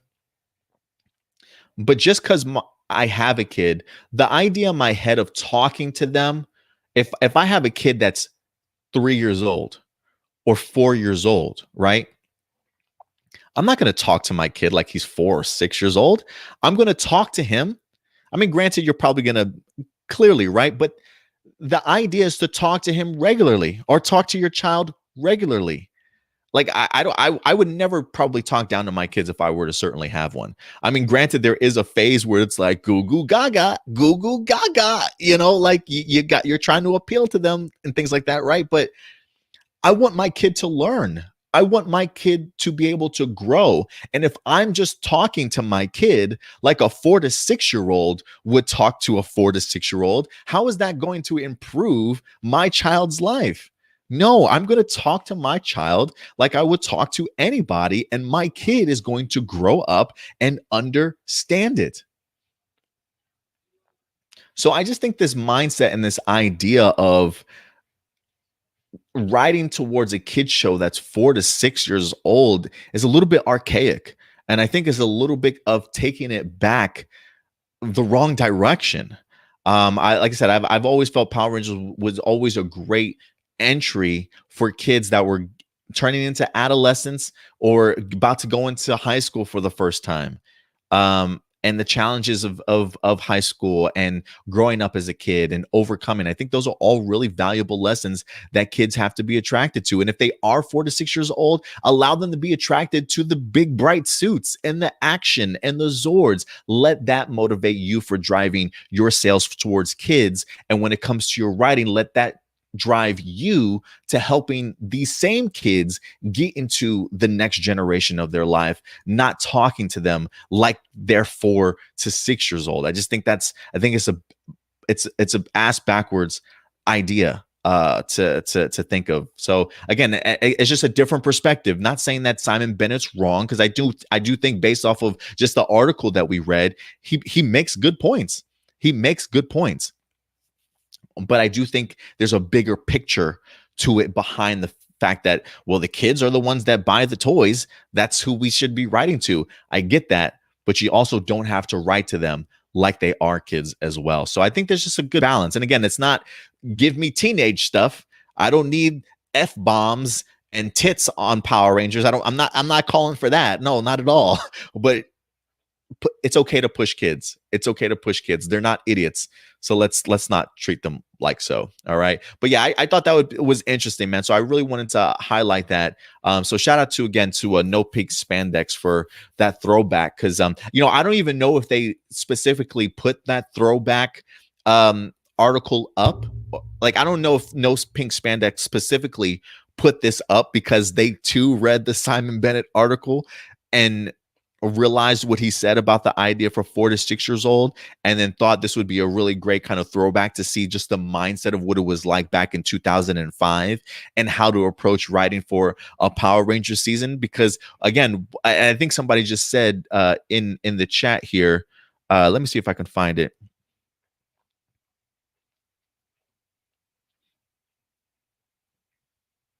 The idea that, Power Rangers, it maybe not necessarily have been perfect, but it was still pretty a solid show, honestly, if you ask me at the end of the day.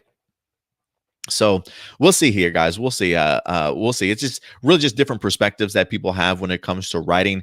I just think in the 21st century, going into 2021, maybe we should start realizing that these kids start treating these kids brighter than what they really are.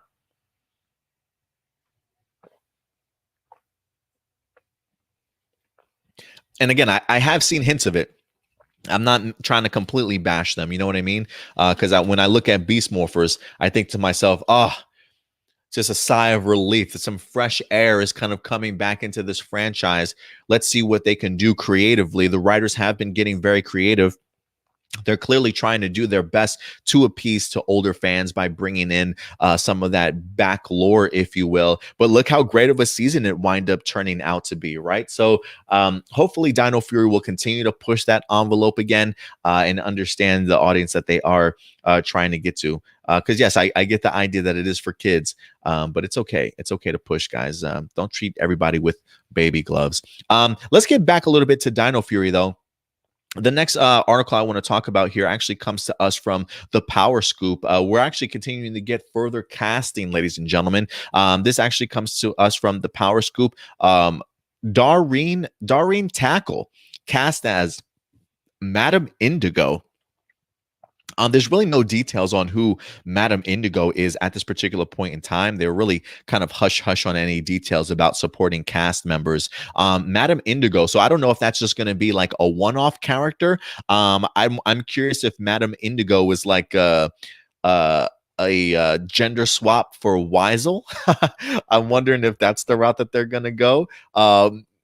Well, she's an actor, right? So she's definitely not a voice actor. Let me go ahead and actually pull up this website because again, this does come to us from the Power Scoop. Definitely a great source for your behind the scenes information when it comes to Power Rangers. If you guys aren't following the Power Scoop, please do so. You can check them out on Twitter at Nightmare 13, I believe it is. Let me go ahead and pull them up here on my Twitter account.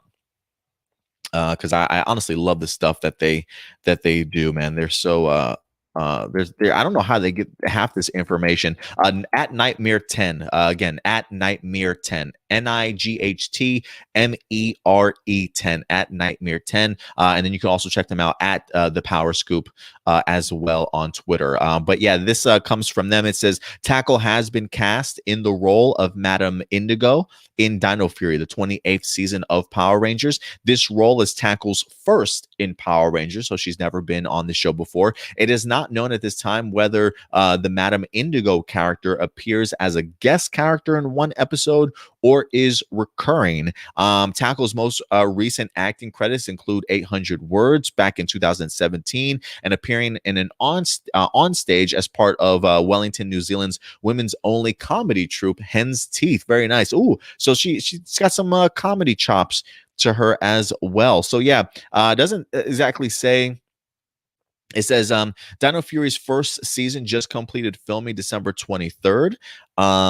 Production on this show is on a break in 2 weeks before starting back up again in 2021.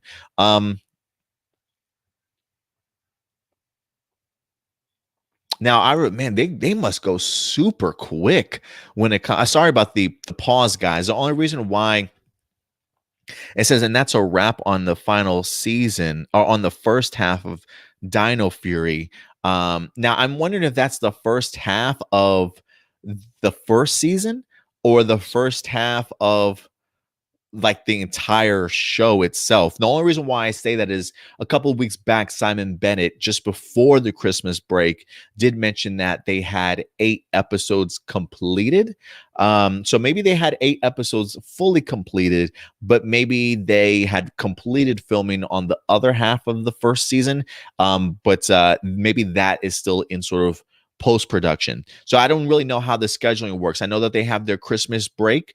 Clearly they're on break for 2 weeks. So I don't know if that means that, yes, that break comes in between all of season 1 being filmed, or if that break comes in between just the first half of season 1 being filmed. We'll see. We'll see as we go further along, but definitely seems as though filming continues to progress for sure. So there we go, guys. Darreen Tackle. I'm assuming it's Darreen. I was thinking Darian, but no, I'm thinking it's Darreen Tackle, cast as Madame Indigo. We'll see what role she winds up playing here, guys. I don't know if that's going to be as a suit actor, as a voice actor for one of the characters or what, but we'll definitely continue to keep you guys updated as things evolve. But when I saw Madame Indigo, for some reason the name just jumped out at me as Weisel. Like I was trying to think of other Real Soldier villains that might have come across that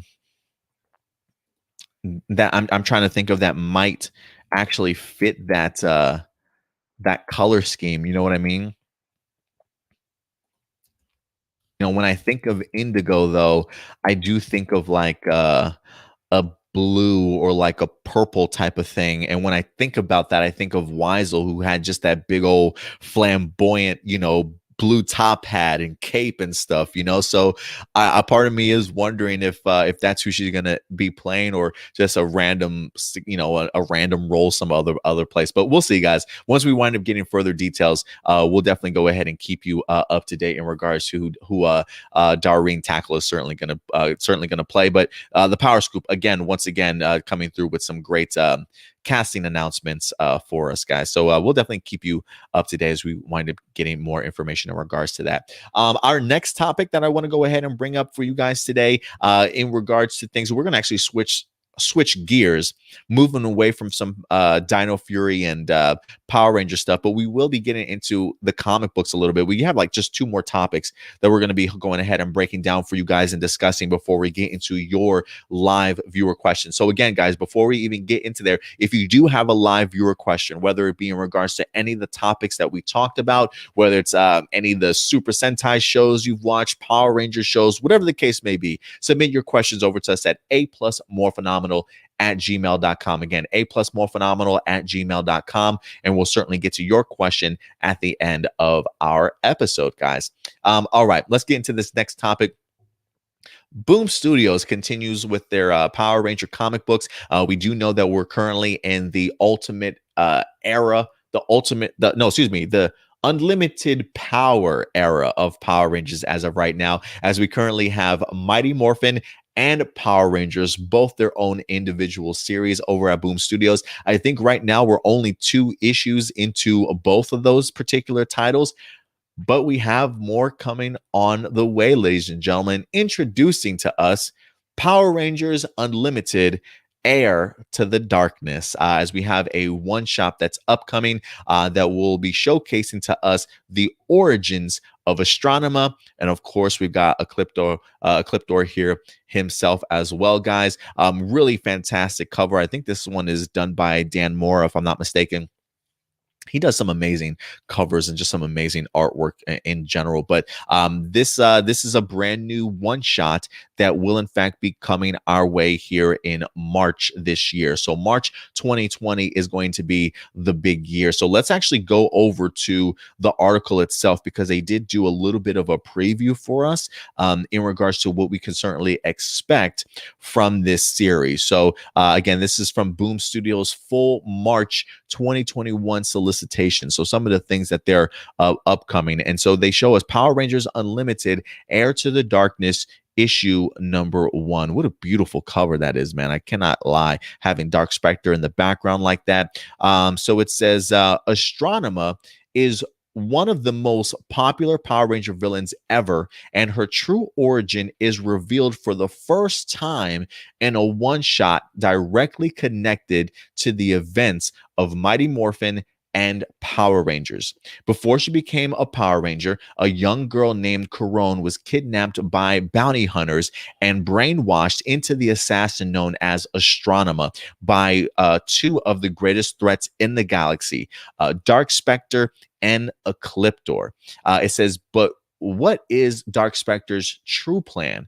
What does it mean for the new Mighty Morphin and Power Rangers team? Acclaimed author L.L. McKinney and artist Simon Ragazzoni, who also did the Draken New Dawn series, presents a powerful new story that no Power Ranger fan can miss. Guys, can I just tell you how freaking excited I am for this story? You know, one of the things that we've been talking about a lot, or at least people have been asking, is, you know, hey, you know, are we ever going to move sort of past Mighty Morphin, Power Rangers sort of seasons, if you will, for the comic books, right? Because there's plenty of other Power Ranger franchises and series out there for us to eventually explore, right? Are we ever going to get to Aliens? Are we ever going to get to Lost Galaxy, SPD? Are we ever going to get that?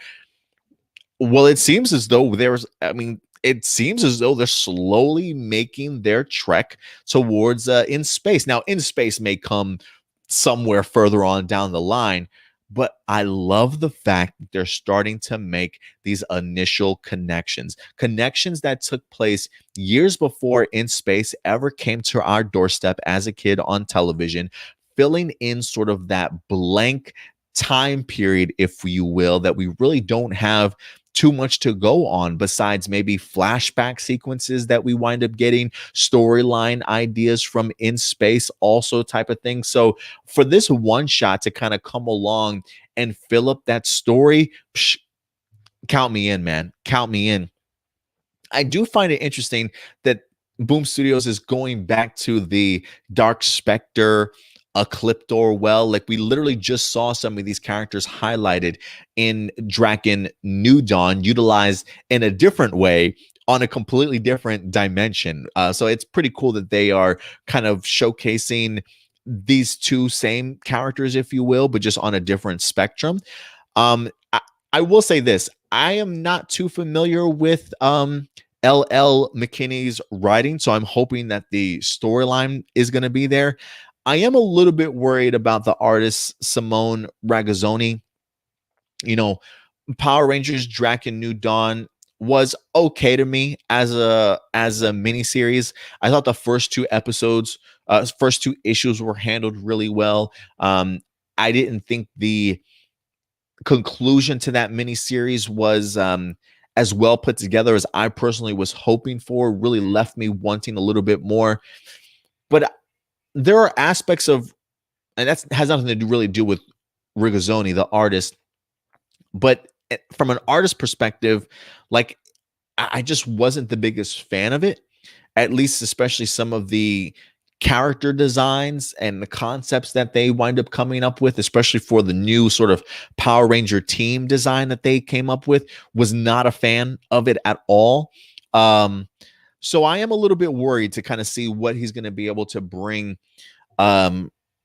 to this book. I'm hoping it's not as over the top as New Draken, because there are some aspects to Rigazzoni's artwork from the first two issues I was a really big fan of. So if this is just a one shot, maybe it'll be pretty appealing to me, considering that it's not going to be a series. But I feel like even some of the one shots, people haven't fully been that impressed with. Soul of the Dragon, I don't think was super well received. Sins of the Future, while I have it, I personally haven't even finished it. So I do need to finish Sins of the Future. So I'm kind of curious to know how you guys have felt about some of the one shots that we've gotten so far. But for me, this is super intriguing because I want to learn about Astronema's past. I want to see if they tackle that, what that relationship was like between her and Andros. I want to see just how they are going to slowly build the connective tissue from In Space into these other franchises. Like, I love the idea of being able to kind of see where Boom Studios certainly wants to take some of their franchise and push it forward a little bit here. So count me in. I've been really pleased with how they've connected the Mighty Morphin and Power Rangers storyline aspect already. I think the idea of Power Rangers exploring sort of the galaxy and some of the threats that are out there in the world that we haven't been introduced to yet, I think is a really great way to start laying the groundwork for what you want to eventually achieve when you do eventually get to maybe a Power Ranger in Space comic book adaptation at some particular point in time. So I'm a fan of world building, guys. I'm a really big fan of world building. Again, I don't necessarily consider all this stuff canon per se, right? Like, I haven't really seen Hasbro or anybody come out and say, yes, this is canon. But for me as a viewer, this does a really great job of at least filling in some of those gaps that I've been really wanting to see how those storylines have kind of fleshed themselves out. So the fact that Boom Studios is doing just that, just for my creative side of things when it comes to Power Rangers, I love them filling in these gaps and kind of giving their vision of where some of these characters in their origin stories really started from. And considering just how pivotal of a role Corone has played, whether she's Corone or Astronema, just her presence in Power Rangers, I think is a great character certainly to go ahead and tackle and certainly give some shine to. So bring it on, man. The more I can find out about Astronema's past up until that point of where we meet her at in space, I'm all for it. And who's to say that Astronema's presence hasn't been felt prior to us getting to In Space, right? Who's to say maybe she doesn't have an encounter with the Omega Rangers at some particular point in time in her, her younger youth, fighting against them or something like that, right? We really don't know as a viewer to the series. So maybe that's something that they can also explore in the comic books that we haven't quite seen yet. So that's the one thing that I love about Boom Studios, is giving us possibilities and possibilities of things that we never would think that we would get the opportunity to see on the small screen or the big screen. You know what I mean? So for me, it's just a continued world building, showcasing their vision of things that I may never get the opportunity to see anymore. So I love what they're able to do there. But guys, again, March is going to be here before you know it. Is this a one shot that you're really interested in? Because of the fact also, guys, we do have ourselves a Patreon account as well. We do in fact do exclusive I want to say graphic novels for Power Rangers as well. So while we haven't been solely impressed with a lot of the one shots, we will be reading them and reviewing them for you guys as well. So I'm kind of curious to know, do you think that this is a great idea for a one shot tackling a character like Astronema? Do you like the idea that it in fact will be making connections to Mighty Morphin and Power Rangers? I'm kind of curious to know what you guys have thought about Boom Studios and what they have planned so far for us. So guys, definitely go ahead and put that on your calendar as another one shot to certainly go ahead and pick up. And hopefully we'll wind up getting ourselves a big reveal here within the next couple of months of some other things that Boom Studios might be working towards. Like for me, I would love to see another Power Ranger series itself. We already have two. We've been getting a ton of one shots, a ton of mini series here and there. I think it's almost ready for another time for another comic book series from Power Rangers. I don't think that would be oversaturating the market at all. I think we're still eating up the first two issues. Ryan Parrott's been doing a fantastic job. I'd be open to the idea of a third series being brought on board at some particular point in time also. But guys, let me know your thoughts in the comment section or the live chat whenever you guys get the chance.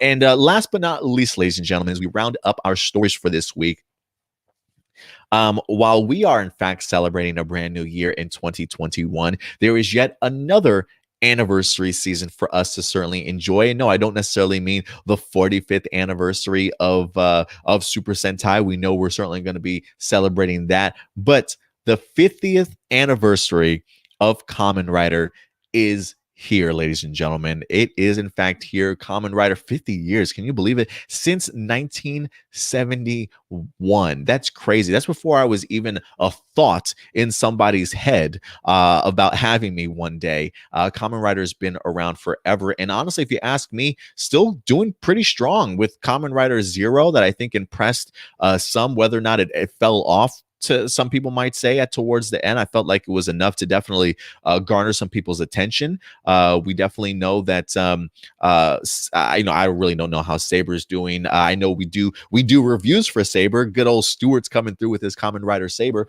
Not sure how people have been impressed with that or not, but Toei is getting ready to embark on their 50th anniversary, and they clearly have big plans for the franchise certainly going forward. This actually comes to us from their actual website itself, saying Toei Tokusatsu World Official, their YouTube channel, to release Kamen Rider series. So I thought this would be pretty interesting. So let's go ahead and just pull this up real quick and dive into this to see exactly how Toei is in fact going to be celebrating its 50th anniversary of Kamen Rider. So it says, Happy New Year 2021. Million thanks to over millions of Tokusatsu fans from around the world. The subscribers of Toei Tokusatsu World Official have exceeded 143,000 since its launch last April, which it launched on April 6th. We are now pleased to announce that Toei Tokusatsu World Official will be releasing selected episodes from all of the Kamen Rider, aka Masked Rider series, to celebrate the 50th anniversary of the origin since 1971, together with the fans around the world. The uploads of the program will start from January 16th, 2021, along with various events related to the anniversary. So beginning January 16th, they are going to start dropping selected episodes from all of the Kamen Rider series. So it's not going to be all the episodes from every Kamen Rider series, but just selected episodes beginning January 16th. And as the year progresses, they will be releasing additional things and various various dates. So it says releasing every Saturday and or Sunday. Beginning January 16th. It says basically we will upload 1 and or 2 episodes per season with English subtitles. Please note that the viewings may be restricted in some areas depending on the program. The channel is not available in Japan. So if you're in Japan, the YouTube channel is not available.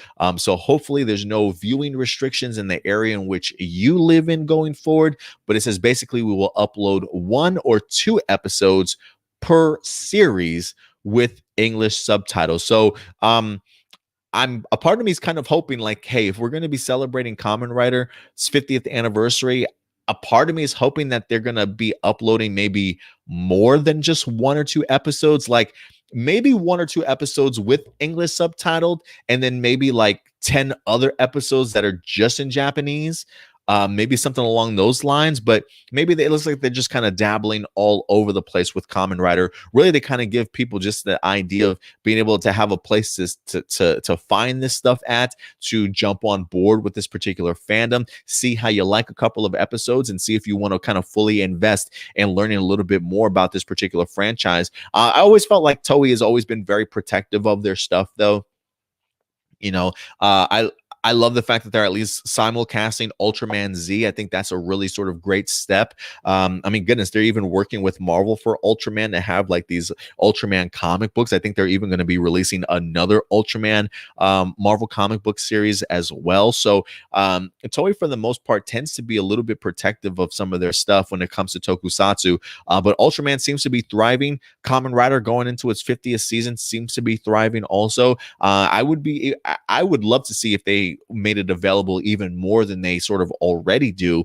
But you know, you already have series like was it Toku Shout Out, I believe, or something like that, or Toku Shout, I believe. Like I think Pluto TV, I believe, also showcases like Kamen Rider shows and things like that. So there definitely is available access to Kamen Rider shows out there if you're certainly trying to search for them. But I do think this is a great way to celebrate the 50th anniversary and at least get eyes to at least some of your series to see if people want to dabble, and then maybe go ahead and experiment on them.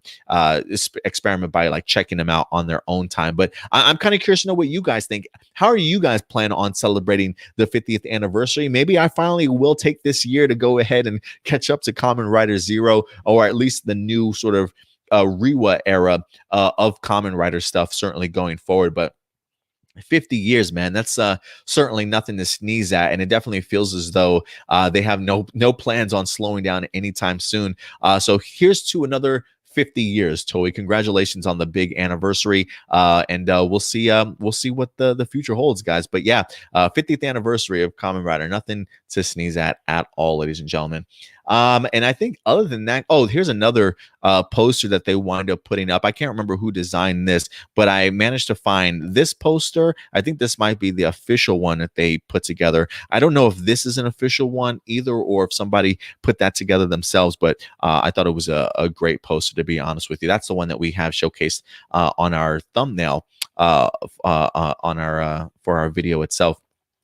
But yeah, guys, I think other than that, that is probably going to do it for us here today in regards to all of our topics. So thank you very much, each and every one of you, for certainly coming through to really get caught up on this week's stuff. It's been great to really start off the new year right by getting the opportunity to talk with you guys once again, man. But we are going to jump into our live viewer questions as we wrap up the show. So we'll probably jump into your live viewer questions, and then I might just jump into the comments to kind of nitpick here and there some of the things that we definitely want to go ahead and talk about. So let's see here. Let me go ahead and pull this up. You know what? I'm going to go to the Facebook page first, because I know Johnny loves to send his questions there first. So just to make sure that I personally don't miss anything. So let's see here. Johnny says, hey, Adam. He says, Happy New Year. Also, 3 questions. Will Scrozzle return for Dino Thunder, for Dino Fury, like how Sledge did for Ninja Steel? If I had to guess, my guess would be yes. I do. I personally, I was really thrilled to see that Scrozzle survived. I didn't think that he would when I first saw him in season 1, but I think something clicked for me when I watched the Christmas special that they wind up having for season 1, and realizing just how much Scrozzle really does just survive everything. I've compared Scrozzle to a roach before because it seems as though like nothing can get rid of this guy. And so by the end of Beast Morphers, when we see that he's just in the custody of of Grid Battle Force, I'm like, well, he's not dead, so he's definitely still around. So yeah, you know what? I do think Scrozzle will in fact return. You got a great voice actor in Campbell Cooley, who I think really impressed a lot of people with his vision of Scrozzle this year. So why not? You've been keeping Campbell Cooley around for a while. I wouldn't be surprised if they maybe brought back Campbell to voice over another character for Dino Fury. I mean, I've got no insight in regards to that, but it just feel like it would be a waste of great potential. So why not? If you bring back a character, like for me, I would love the opportunity to see if we do get a Beast Morphers team up. I think Scrozzle would be sort of a great villain to go ahead and make that happen with, right? Have him escape Grid Battle Force or something like that, and have the Beast Morphers themselves have to kind of hunt him down and bring him back in, and maybe he teams up with Crayon from from Real Soldier as part of Dino Fury adaptation. I have no idea, but I can see a Scrozzle returning if I had to had to place a bet on it. He also says, do you think David Yost's ability a potential MMPR reunion quantum? Hold on. Do you think David Yost's potential MMPR reunion series will happen with Hasbro? Do I think it'll happen? You know what? Yeah, I'll put my money on it. I don't want to say I'm feeling confident. I don't have a reason to feel confident about it, but look, it's David Yost. I think it's coming from a place of genuinity isn't even a word, but I think it's coming from a really good place from David.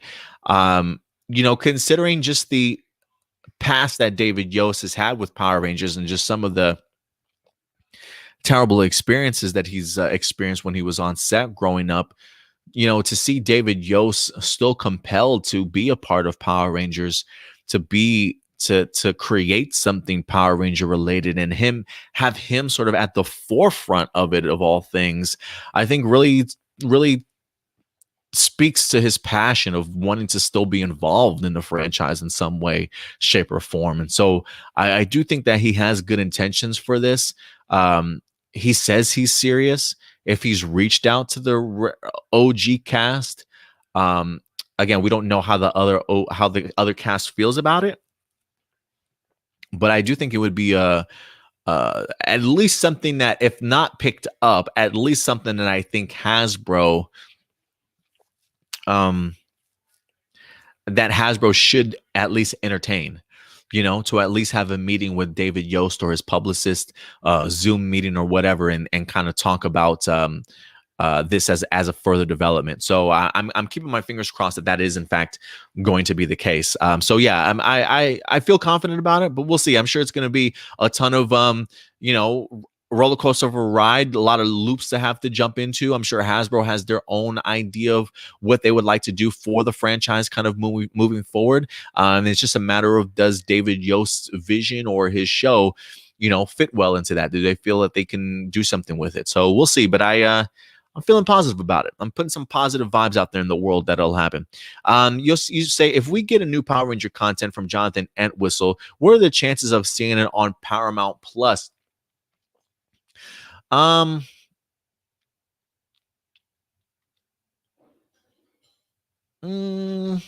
would say maybe like 10%, 15%. I mean, I think it could go anywhere, really. What are the chances of seeing it on Paramount? I'm not really even sure what else Paramount has that Hasbro has outside of like Transformers movies. Like for me, I find it interesting that Hasbro even pulled their Power Ranger movie from Paramount over to Entertainment One for them to work on the film. So I am wondering just exactly how much connection Hasbro even once with Paramount when it comes to Power Rangers. Like if that's the case, I don't see why they would have moved Power Rangers away from Paramount. So I don't know. I'm not thinking so, but I could be wrong, Johnny. Do I think there's a chance? Yeah, I just do a slim chance. Yeah, slim chance. But I think it's probably in comparison. Like if I go 20%, I only go 20% because I also think there's a 20% chance it could be on Hulu. I also think it's a 20% chance it could be on Disney, right? That all comes to about 80, almost 100% when you start putting all the things together. So no less chance than any other streaming service at this point in time. I think it's equal opportunity at this point that it could go on to Paramount Plus. But I feel like if you were to ask me, I feel like Paramount Plus along with or CBS Access is probably like the last man out, just because I feel like it's the least recognized streaming service out there. Because I literally have it by accident. Like I literally had no intention of having CBS All Access. I did it as a free service and I just forgot to cancel it. So every month when I look at my bank account, I'm like, what the hell? CBS All Access? Where did that come from? I'm like, oh, that's right. I do own it. Like I forget I have it. So clearly it doesn't have that kind of an impact on my life. So could it go there? Yeah. But do I feel like it should go. I feel like it could go other places. You also say after Dino Fury, I hope we get at least one more adaptation. Keep your fingers crossed, Johnny. You never know, man. You never know. All right. Let me see here. I think that might do it for.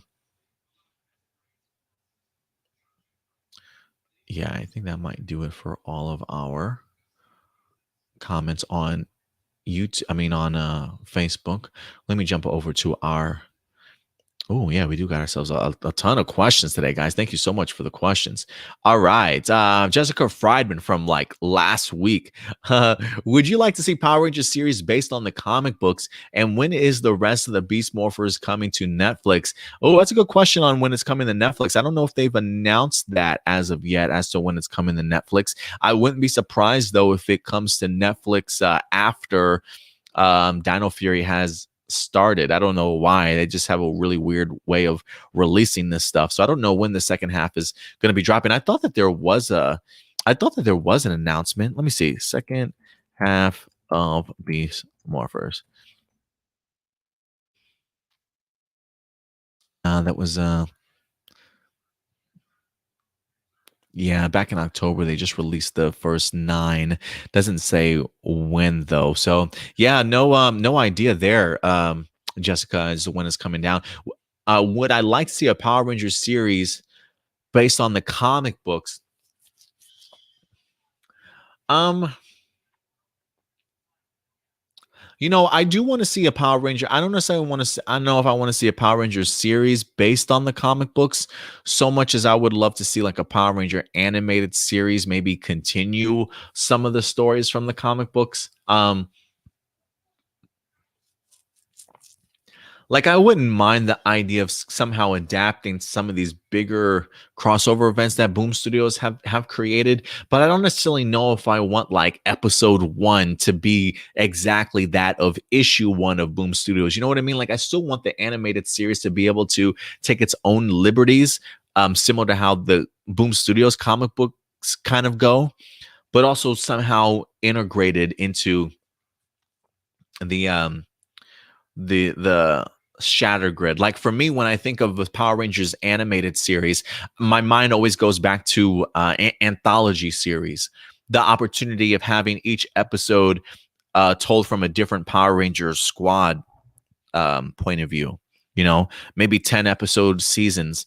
Maybe you have half of those episodes are like different teams.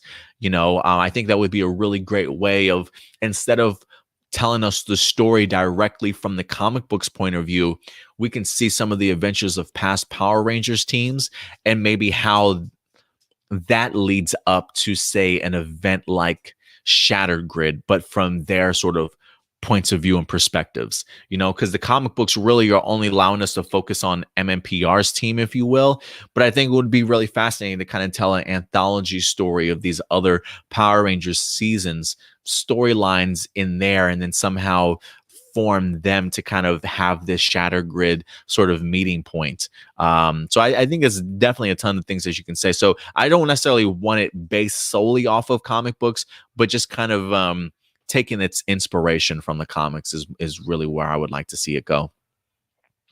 Let's see, Matthew, what's up, Matthew? You got a question. You say, hey, Adam, I've recently been thinking of, since Kara Major will be ending soon, do you think Juru will talk to Orden about him and the others fighting Emperor Yodan near when their final battle starts? I remember they did something similar in Magi Ranger. Also, if you didn't see my Facebook post, happy birthday. I appreciate that, Matthew. Thank you very much for the birthday wishes. Let's see here. Do I think Juro will talk to Orden about him and the others fighting Emperor Yodan? Yeah, I do. I wouldn't be surprised if there's a big, like, sort of come to Jesus moment with King Orden, and maybe not even per se just Juru, but maybe just the whole entire team as a whole. I can kind of see that happening, whether it be like a Rocky themed sort of motivational speech to kind of get this team ready for the massive levels of destruction that's about to head their way. So yeah, I do think it's a possibility. I mean, you know, they already talk so openly already, Orden and Juru, whether it be them connecting with each other just through their minds specifically, or you know, through the stones or whatever the case may be.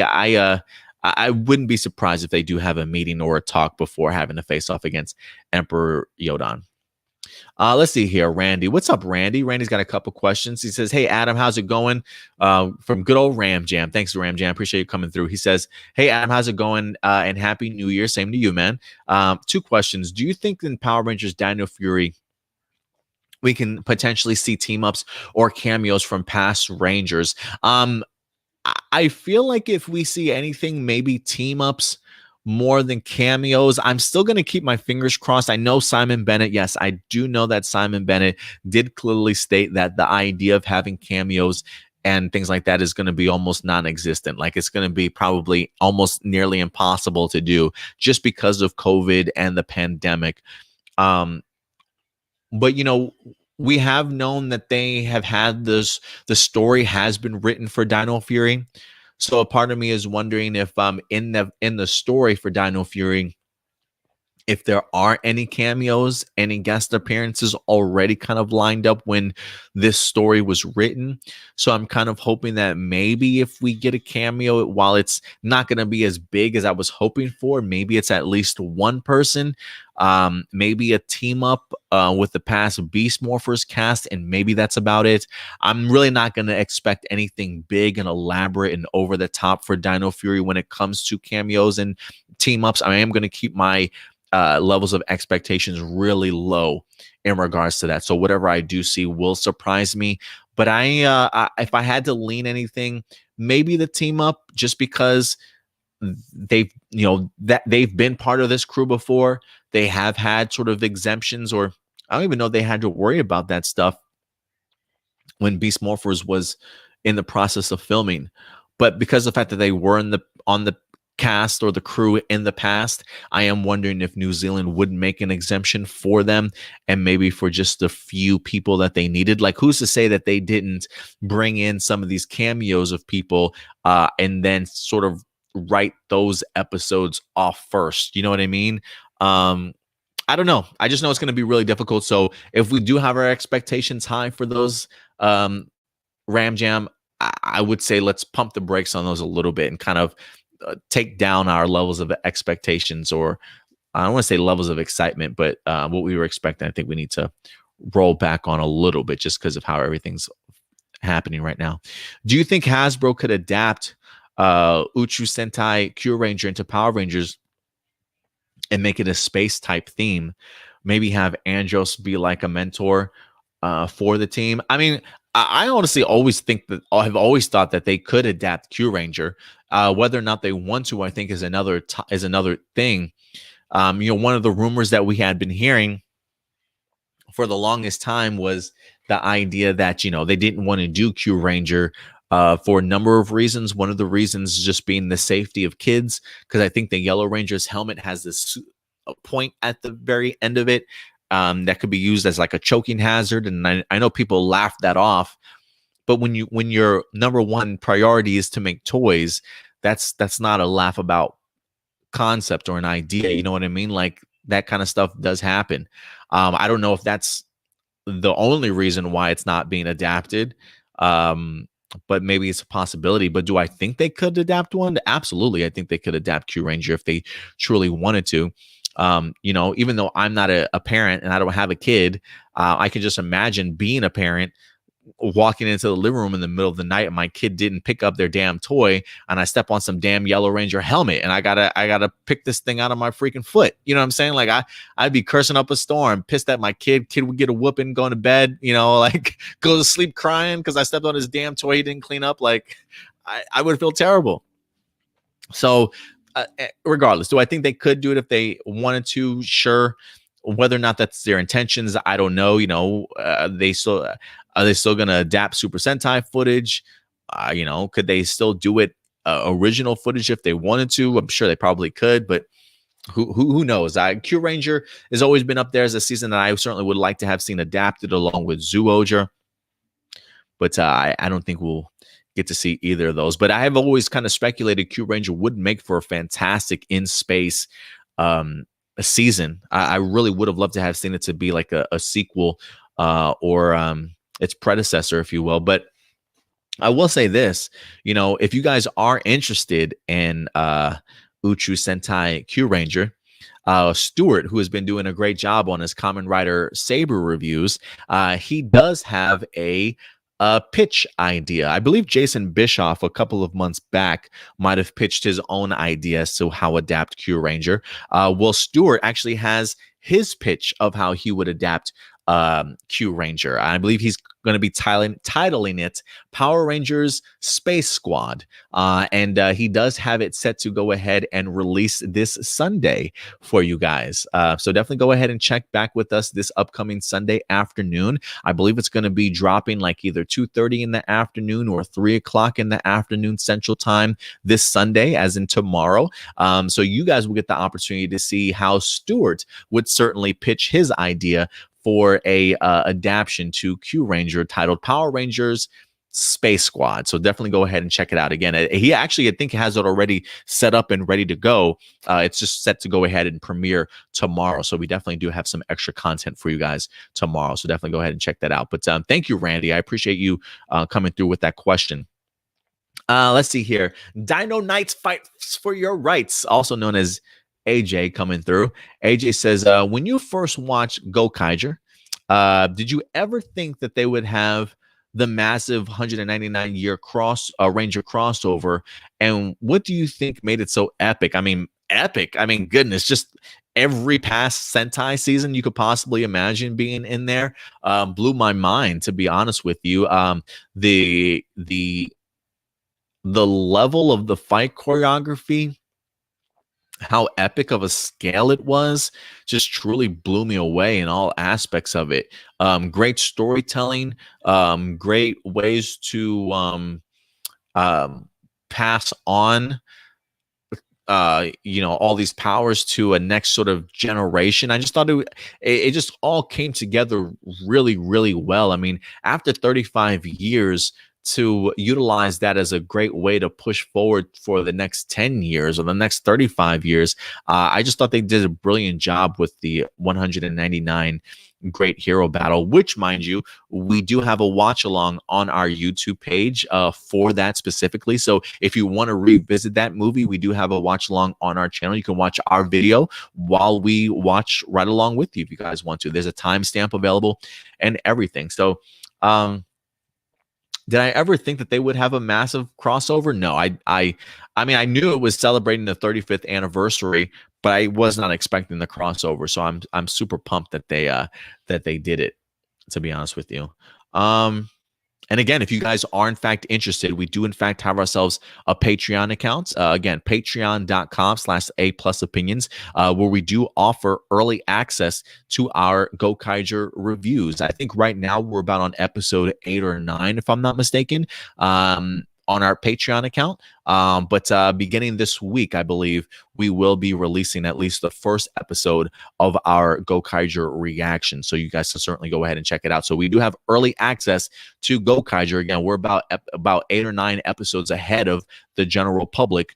And we're pushing through it each and every week. And then, of course, for the Patreons exclusive, we are going to be starting our Go Ranger reaction videos also. These are going to be exclusive only to our Patreon account for you guys to get your hands on. But we want to do a little bit of anniversary celebrating ourselves, going back to the very first season of Super Sentai, if you will, going to celebrate the 35th anniversary of Super Sentai, if you will. And you guys definitely know we will be doing reviews for Zenkaiger as well. So we'll be doing reviews for the 45th anniversary of Super Sentai as well, guys. So a ton of content certainly coming your way, whether you're a regular subscriber or a Patreon member as well. So thank you very much, guys. And please continue to certainly show your support there. Let's see here. You also say, like Dino Thunder, would you like to have another Ranger series where the Rangers have civilian powers from an energy source? Or do you think they should just have powers when morphed? I don't know how popular of an opinion this is. I'm very much on the powers when they morph. I wasn't really the biggest fan of them having civilian powers from an energy source.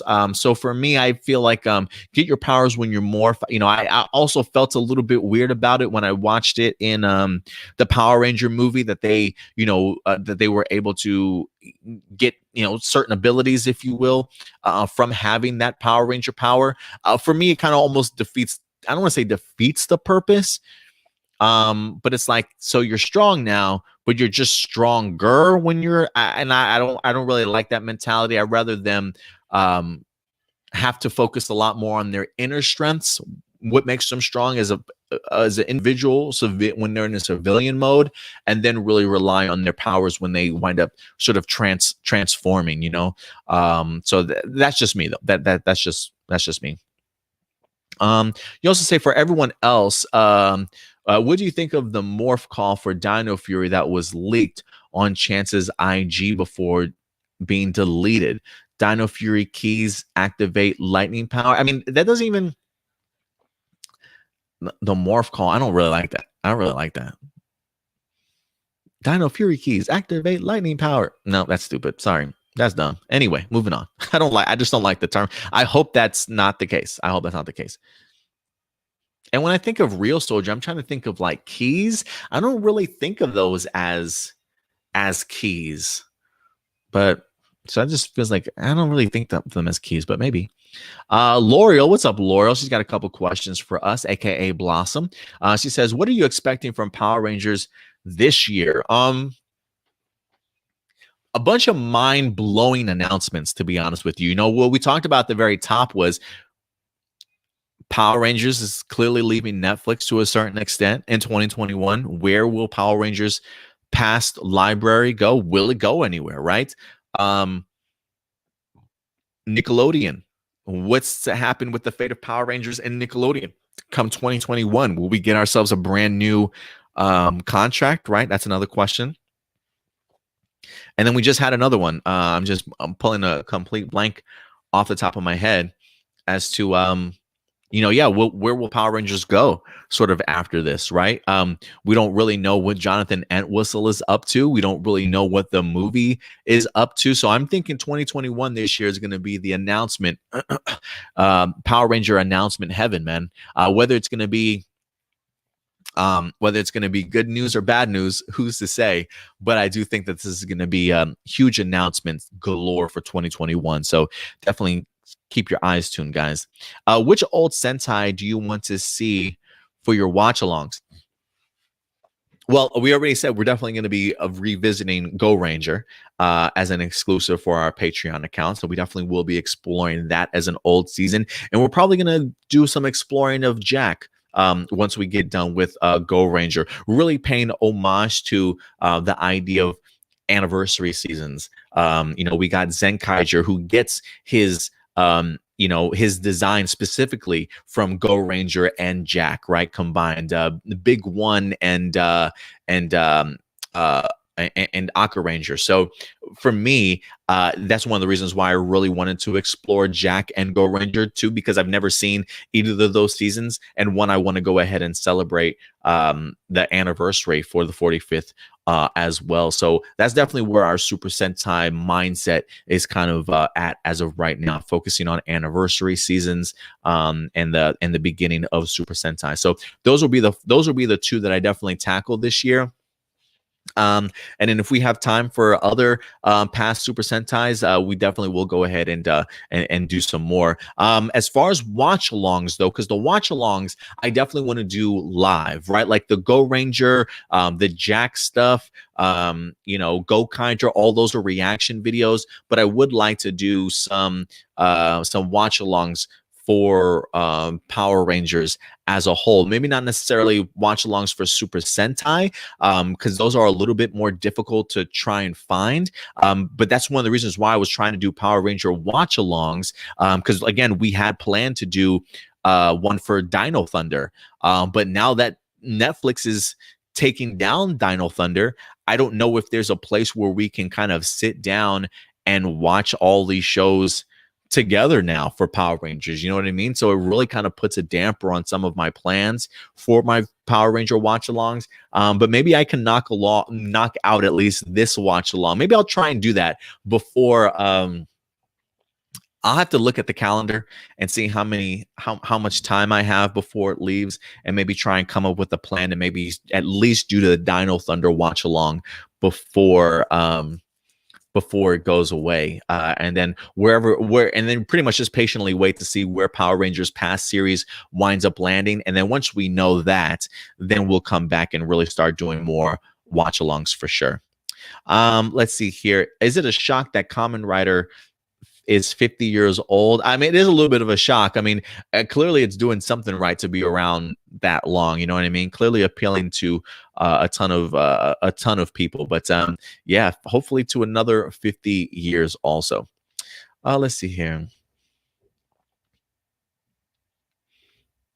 What's up, Rashad? Gabriel coming through as always. I appreciate it. He says, what's up, Adam? So this first part is a statement, and the second part is an actual question. The first part is related to the Simon Bennett interview. I definitely disagree with him and absolutely agree with you, Adam. Excuse my French, but that's bullshit or BS. Don't mean to sound upset. I'm not, but it just once again proves the mentality that we've been saying all this time. But this is why I'm ready for Mr. Entwistle's reboot universe, because they understand, and we may not have seen the finished product yet, but they still understand writing-wise what they need to do. And also a lot of adults buy toys. Heck, the parents are the one buying the toys for the kids, and the Star Wars and Marvel toys sell great, and majority of them are adults. 4 to 6 year old is something they started with Neo Saban era, and Power Rangers has never been like that. At least well, I'm glad you agree with me there, Rashad, because I've never felt that way. I rewatched In Space again, and it was just great. And it still was the highest rated and best selling season at the time. Power Rangers should be just as cool as Marvel and DC and all those other big superhero franchises. I do feel like Dino Fury will be more of the same.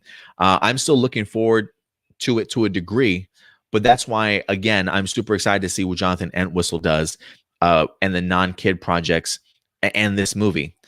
Just getting away from that mentality altogether.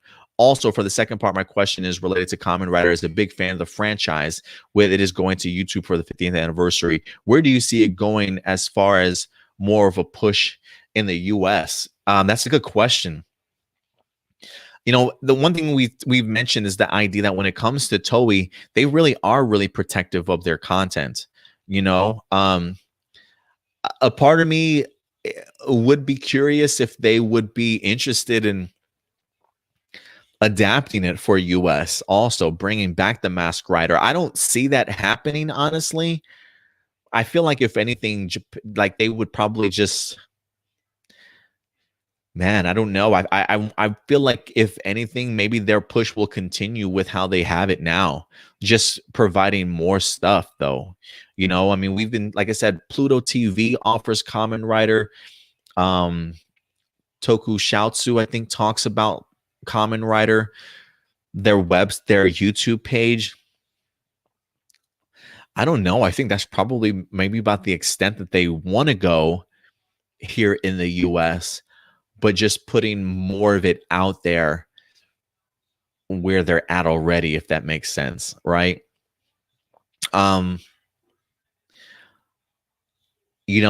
for me, I think it would be really great if they managed to somehow take some of that content and put it on other streaming services internationally, bigger international ones. But I just don't know if they want to share Kamen Rider or their tokusatsu stuff with the world that they feel like with other things. I just feel like they're just really, I don't know. That's a good question, man. I want to say we'll get more where it's at. I don't know if they would branch out though, as from where they're at already. Like the idea of like, hey, we're celebrating our 50th anniversary, but we're only going to give you 1 to 2 episodes in English subtitles on our page, right? Like if they really truly wanted to do a huge push to the US, I think they would offer a lot more of their stuff in English subtitles than they do. So I do think that there is a holdback from them wanting to fully let loose Kamen Rider into the US as of right now. Maybe they're utilizing Ultraman sort of as that measuring stick to try and see how it's going to relate to comic book fans, with the comic books with Marvel, how Ultraman's going to do with simulcasting on YouTube, right? Maybe if there's a push and a success there, maybe then they'll kind of take notice and be like, you know what, maybe we should, we've been pushing Kamen Rider in certain areas. Maybe we should really look to unleash it a little bit more. So look, it's the 50th anniversary. Maybe if there is any time to do it, Gabriel, it is this time. So we'll see if they do, man. I'm keeping my fingers crossed for you that as a big Kamen Rider fan, you certainly get that. So hopefully they take they stop being overprotective parents a little bit and start allowing this stuff to be available to more people here in the US. So I'll keep my fingers crossed for you though, man. But you're right. And again, I try. I'm not getting upset with Simon Bennett. Like I get the mentality, but I do think that it is maybe not the best mentality to have. But then again, I'm not a writer, right? I'm a guy behind a computer that has a YouTube channel. I don't have a degree in writing as much as I love creative writing, right? Most of my experience just comes from watching movies and other film pundits and people that are into film and television and, being in that world for so many years and learning as you're going along. I'm not a writer though. I can't pitch ideas to Power Rangers. So the idea of my mentality of how I feel Power Rangers should certainly be written. Maybe that's not the route to kind of go, right? But in my head, I feel like it might be. I feel like some people can probably relate though. I just honestly feel that, like Gabriel said, and that I said earlier in here on this episode, that when it comes to Power Rangers, I don't know when it became 4 to 6 years old. Just because it says 4 to 6 maybe on the back of a toy box, when did it become preschool like that? I've never known Power Rangers to become preschool. Like Simon Bennett, who told you that? Like, who did you talk to? Did Neo Saban tell you that? Did Saban tell you that? Is that what Chip Lin told you? Like, for me, it just boggles my mind because I don't recall until I got to Neo Saban. I don't recall watching a single season of Power Rangers. Like, I would be interested to know, like, to the creative team of Dino Fury and Beast Morphers, when you watch Power Rangers, right? Like when you do your research for Power Rangers and you go back and you watch RPM and you watch all these other shows, do you get that mentality that those shows were written for 4 to 6 years olds? I don't think you get that mentality when you go back and watch it. Is it written for kids? Yes. And should it be written for kids? Absolutely. Do I think Power Rangers should be written for 4 to 6 years old? No. Since when? So the idea and the mentality is it's okay to push the envelope. Don't write to the kids the way that you would talk to them. Push these kids to learn, to grow as adults, as preteens. Push them to that level. And if you want toys to sell, give them a bunch of great suits, give them a bunch of great action, give them a bunch of great Zord battles. You can do the same and still push your narrative and not feel like we have to teach kids about fart jokes and, the ABCs and the 1, 2, 3s and the lessons about being good human people. I mean, those lessons are there, but you can push those lessons to be other things also. Again, I'm not asking for cursing. I'm not asking for blood. I'm not asking for, nudity. No, I'm just asking that you bump the level of writing from a 4 to 6-year-old to where it should be. If these are high school kids, let's start getting an age range of stories being told for 10 to 14-year-olds or something like that, right? Like, let's push the envelope a little bit more, guys. Don't be so afraid to do it, because I'm pretty sure Nickelodeon's not doing that with some of their other live action shows that are Henry Danger. I'm pretty sure is probably supposed to be towards the same age range. And I'm pretty sure I've never watched a lick of Henry Danger, but I could probably tell you Henry Danger's probably not directed or written towards 4 to 6 years old. So I just don't know when Power Rangers became this preschool all of a sudden sort of franchise. That's not what it's been. And I've never seen it as that, even when I was 10 or 11 years old watching MMPR for the very first time, like, at all. So I don't know. Maybe that's just me. Yeah, I understand your frustration, Gabriel. And again, I definitely do trust Simon Bennett. I definitely am looking really forward to Dino Fury. I get that you say that you think that it might be still a little bit of the same, and it certainly might be. But for me, I think Beast Morphers makes me feel like there could be some significant changes. Maybe not big, broad, life-altering changes, but if I can watch an episode and see, okay, the production looks like it's definitely been there, like it's definitely there, right? Some of the shots and the scenes look a little bit different. Some, maybe better cinematography because of the fact that we're getting new directors and a new eye for things and how things are certainly told. Now that they've gotten their feet wet a little bit with Beast Morphers and taking off their handcuffs, maybe they have that opportunity now to go on and push their story just a little bit more, if you will. So we'll see what happens, man. We'll see what happens there, Gabriel. But thank you very much for that question. Let me just make sure I'm not missing anything else. I saw some people trying to throw in some last minute bonus questions. AJ says, would you like if in the Hasbro era we got cool promos for Power Rangers where they tell us a brief description of who they are? I do. I just don't think Nickelodeon will allow that. So I think it would be cool, but I don't think Nickelodeon will do something like that. So sorry about that, AJ. But yeah, I would love to see it. Would love to see it for sure. All right, guys, I think that's pretty much about it.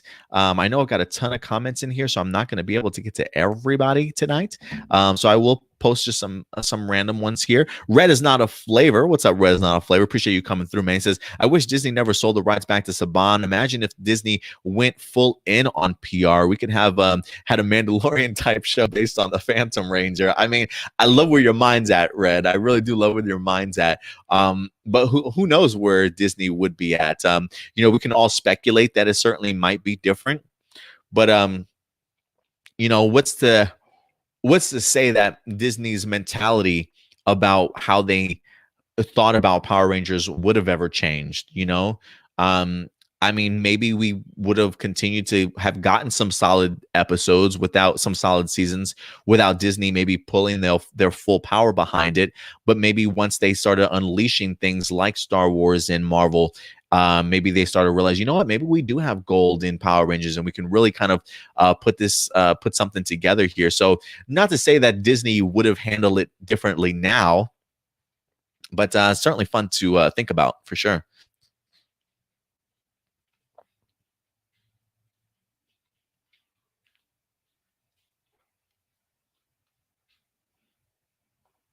Hey, what's up? M's in the house.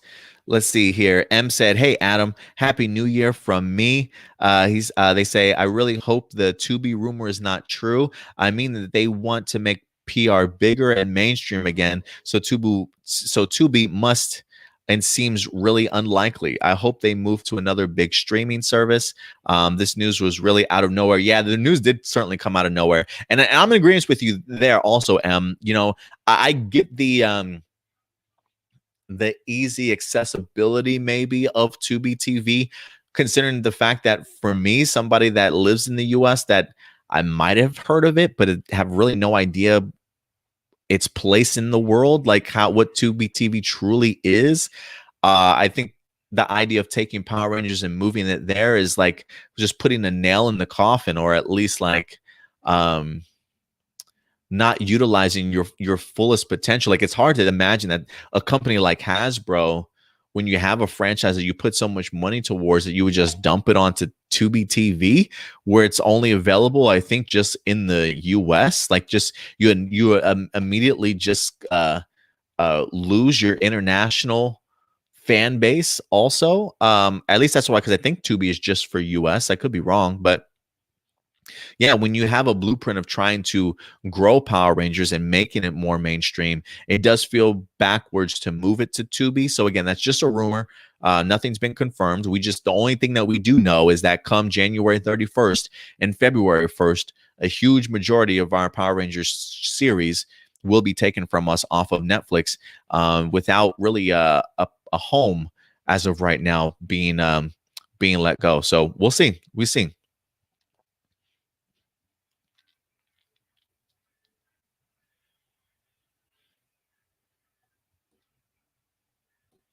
The A Game Sense said, to be fair, people have seen Hasbro renew contracts with Netflix at the last minute, so it could be the same for PR. And I'm glad you brought that up, the A Game Sense, because we did mention that for sure. The idea that, listen, they could be simply renegotiating, right? We do know that there are a ton of things in development that Power Rangers is working on.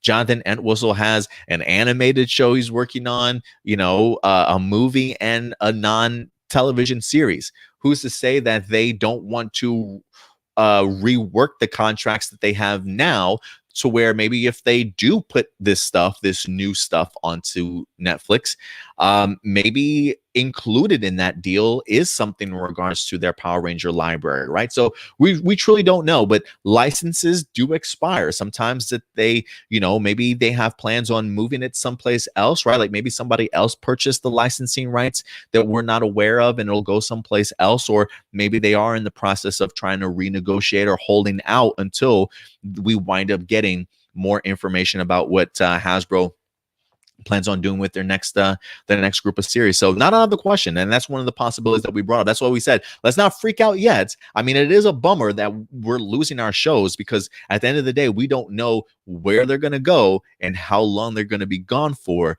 but hopefully we'll start getting some information, and then people will be able to sigh a breath of relief. So let's not freak out completely, because we really don't know what's going on behind the scenes as of yet. So thank you for bringing that up. Appreciate you bringing that up.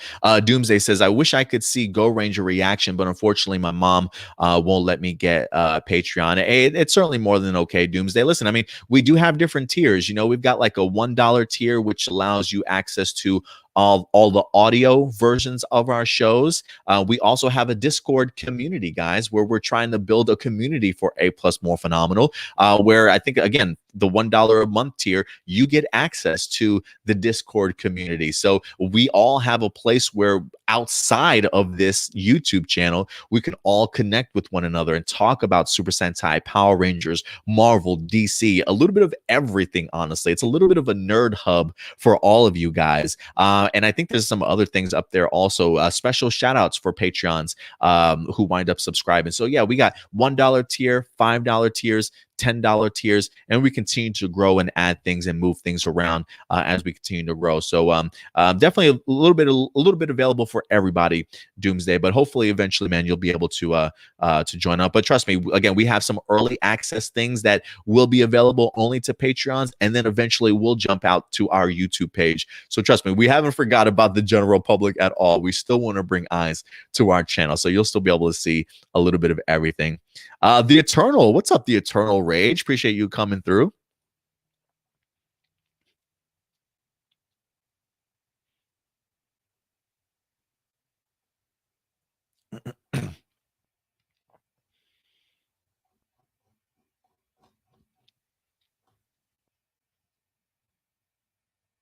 Here we go. Marcelino, what's up, Marcelino? Appreciate you coming through. Soul of the Dragon was beloved. The Psychopath was disappointing, and Sins of the Future was good to the general fans' perspective. Okay, thank you very much.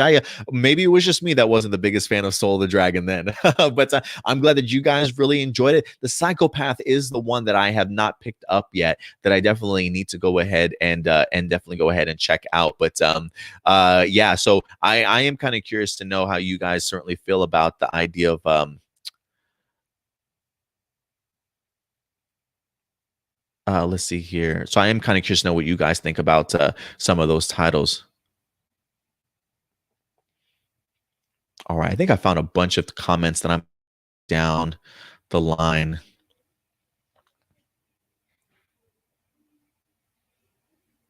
Let's see here.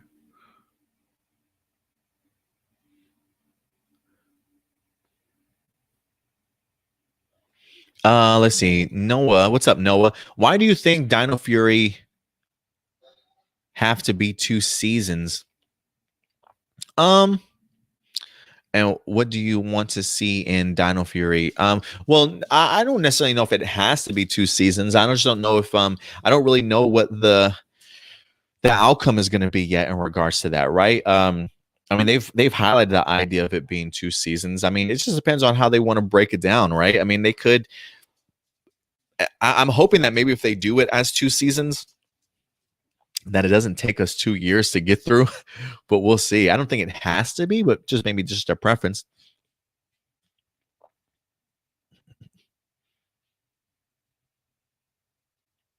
Oh, seeing the A Games 10. This is actually before the comment I read from him.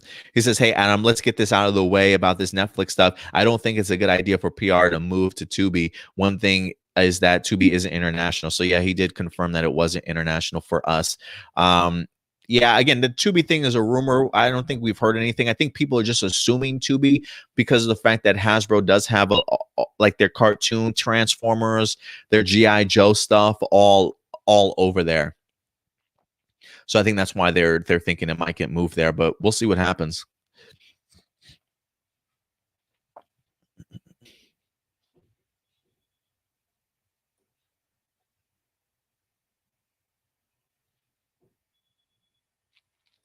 Marcelino also says, off topic, but for Power Rangers Dino Fury, some people were angry that Tessa Rao was the Green Ranger because they were upset that they weren't getting a proper male Green Ranger toy figure. Well, you know what? I can easily help that out. You can also maybe just order SH Figuart for a Real Soldier. I'm pretty sure they've got the male counterpart for Green Ranger in there. I mean, granted, it might cost a little bit more because of shipping and stuff, but I'm sure the SH Figuarts, if you really need to get a male Green Ranger to complete your set, I'm sure there's one out there for Real Soldiers. So you say, I know it's stupid, but it happened. There's nothing we can do to change it, but I thought it was important to acknowledge. Yeah, and we've acknowledged it before and talked about it on the show. I'm sure some other people have their other reasons for why they don't want Tessa Rao to be a Green Ranger. But trust me when I say there are some people out there that have that mindset. Will you make a compare and contrast Beast Morphers to Cybercops, the unused season? I don't even know what Cybercore is, so probably not. Probably not. Maybe I'll have to check it out, do some research on it.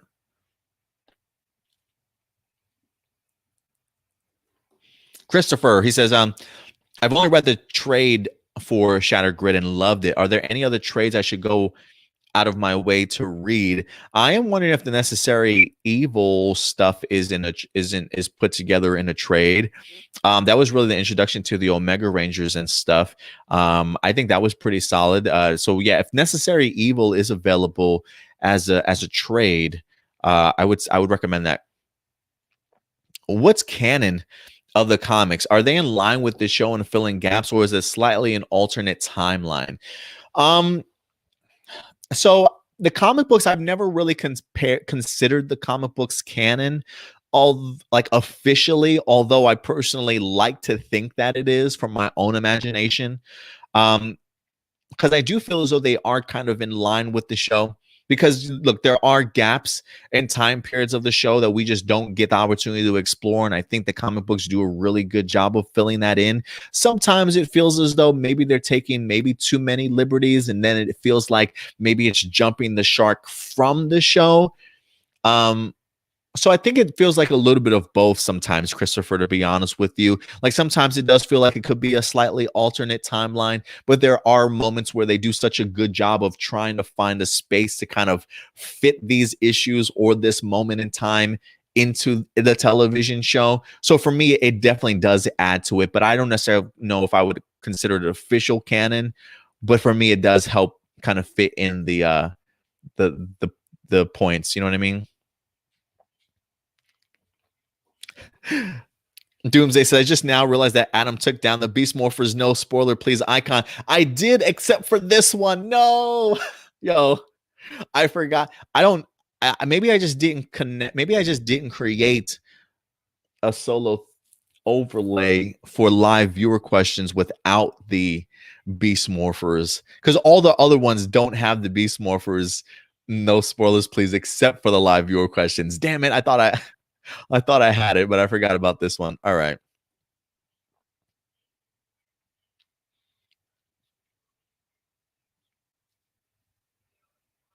Ram Jam says you can watch some of the Kamen Rider shows on shoutfactorytv.com. So there you go.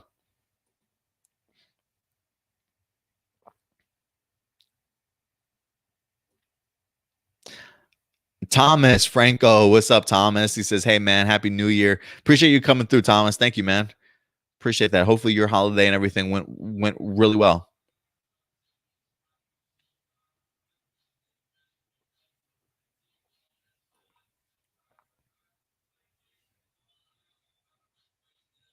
All right, guys. Yeah, I think this is probably going to wrap it up for us here. Yeah, I think we've been going pretty long, almost 3 hours. Listen, it was just a great way to go ahead and come back and kind of kick off the New Year's with you guys, to be perfectly honest with you. So I know we did run a little bit long here, so I do apologize, but fear not, guys. We are, in fact, going to go ahead and wrap up. So thank you very much, guys, each and every one of you, for certainly joining me here today. I definitely appreciate it. I hope everybody certainly had a great Christmas, a great holiday, a great New Year. Hopefully you got to experience it with either your family members or people that you love, your friends, whatever the case may be. But 2021 certainly will be a big year, hopefully for each and every one of you, and hopefully us here at A+ Morphinominal. Listen, guys, if you aren't subscribed, we are very close to 400 subscribers to this channel, considering the fact that we just launched this new channel, I think back in like late August, early September or so. I feel like we're coming along pretty well, guys. So if you haven't subscribed yet, do us a big favor, guys. I don't know what you're waiting for, man. Hit that subscribe button if you love our content here. We're certainly not asking you to stop watching your other fellow Power Ranger content creators. We're all one big family, guys. So just add us to your list. We would definitely appreciate that. And of course, click that bell notification, so when we do drop brand new videos, you can certainly be notified any single time. And of course, if you want to follow us on social media, you can do so right here at A+ Opinions, guys. We're very active over on our Facebook page, which is our main hub. We're very active over on Twitter as well. So check us out there. And you can also find us on Instagram as well as Twitch for you gamers out there as well. But other than that, guys, if you love our content, if you love our videos, also hit that big thumbs up so YouTube can recognize our work and certainly recommend it to other people. That's how we grow our community here, with your support. So feel free to share these videos and like these videos each and every time you come through, guys. So thank you very much. Again, if you want to show your support in any other way, check out our Patreon account, patreon.com/A+Opinions. We got great early access and exclusive content. Just go to the site, check it out, see if it's for you. We would definitely appreciate the support each and any type of way, guys. But other than that, that will certainly do it for me here today. So thank you very much, guys, for your time and for your day. We will be back next weekend. And of course, this week, guys, we've got Go Kaiju reactions for the public finally starting to trickle out. And of course, we've got Kara Major and Kamen Rider Saber reviews for you guys as well. So until next time, ladies and gentlemen, do me a big favor. Take care of yourselves, take care of each other, and keep it A+. I'll talk to you later. Bye.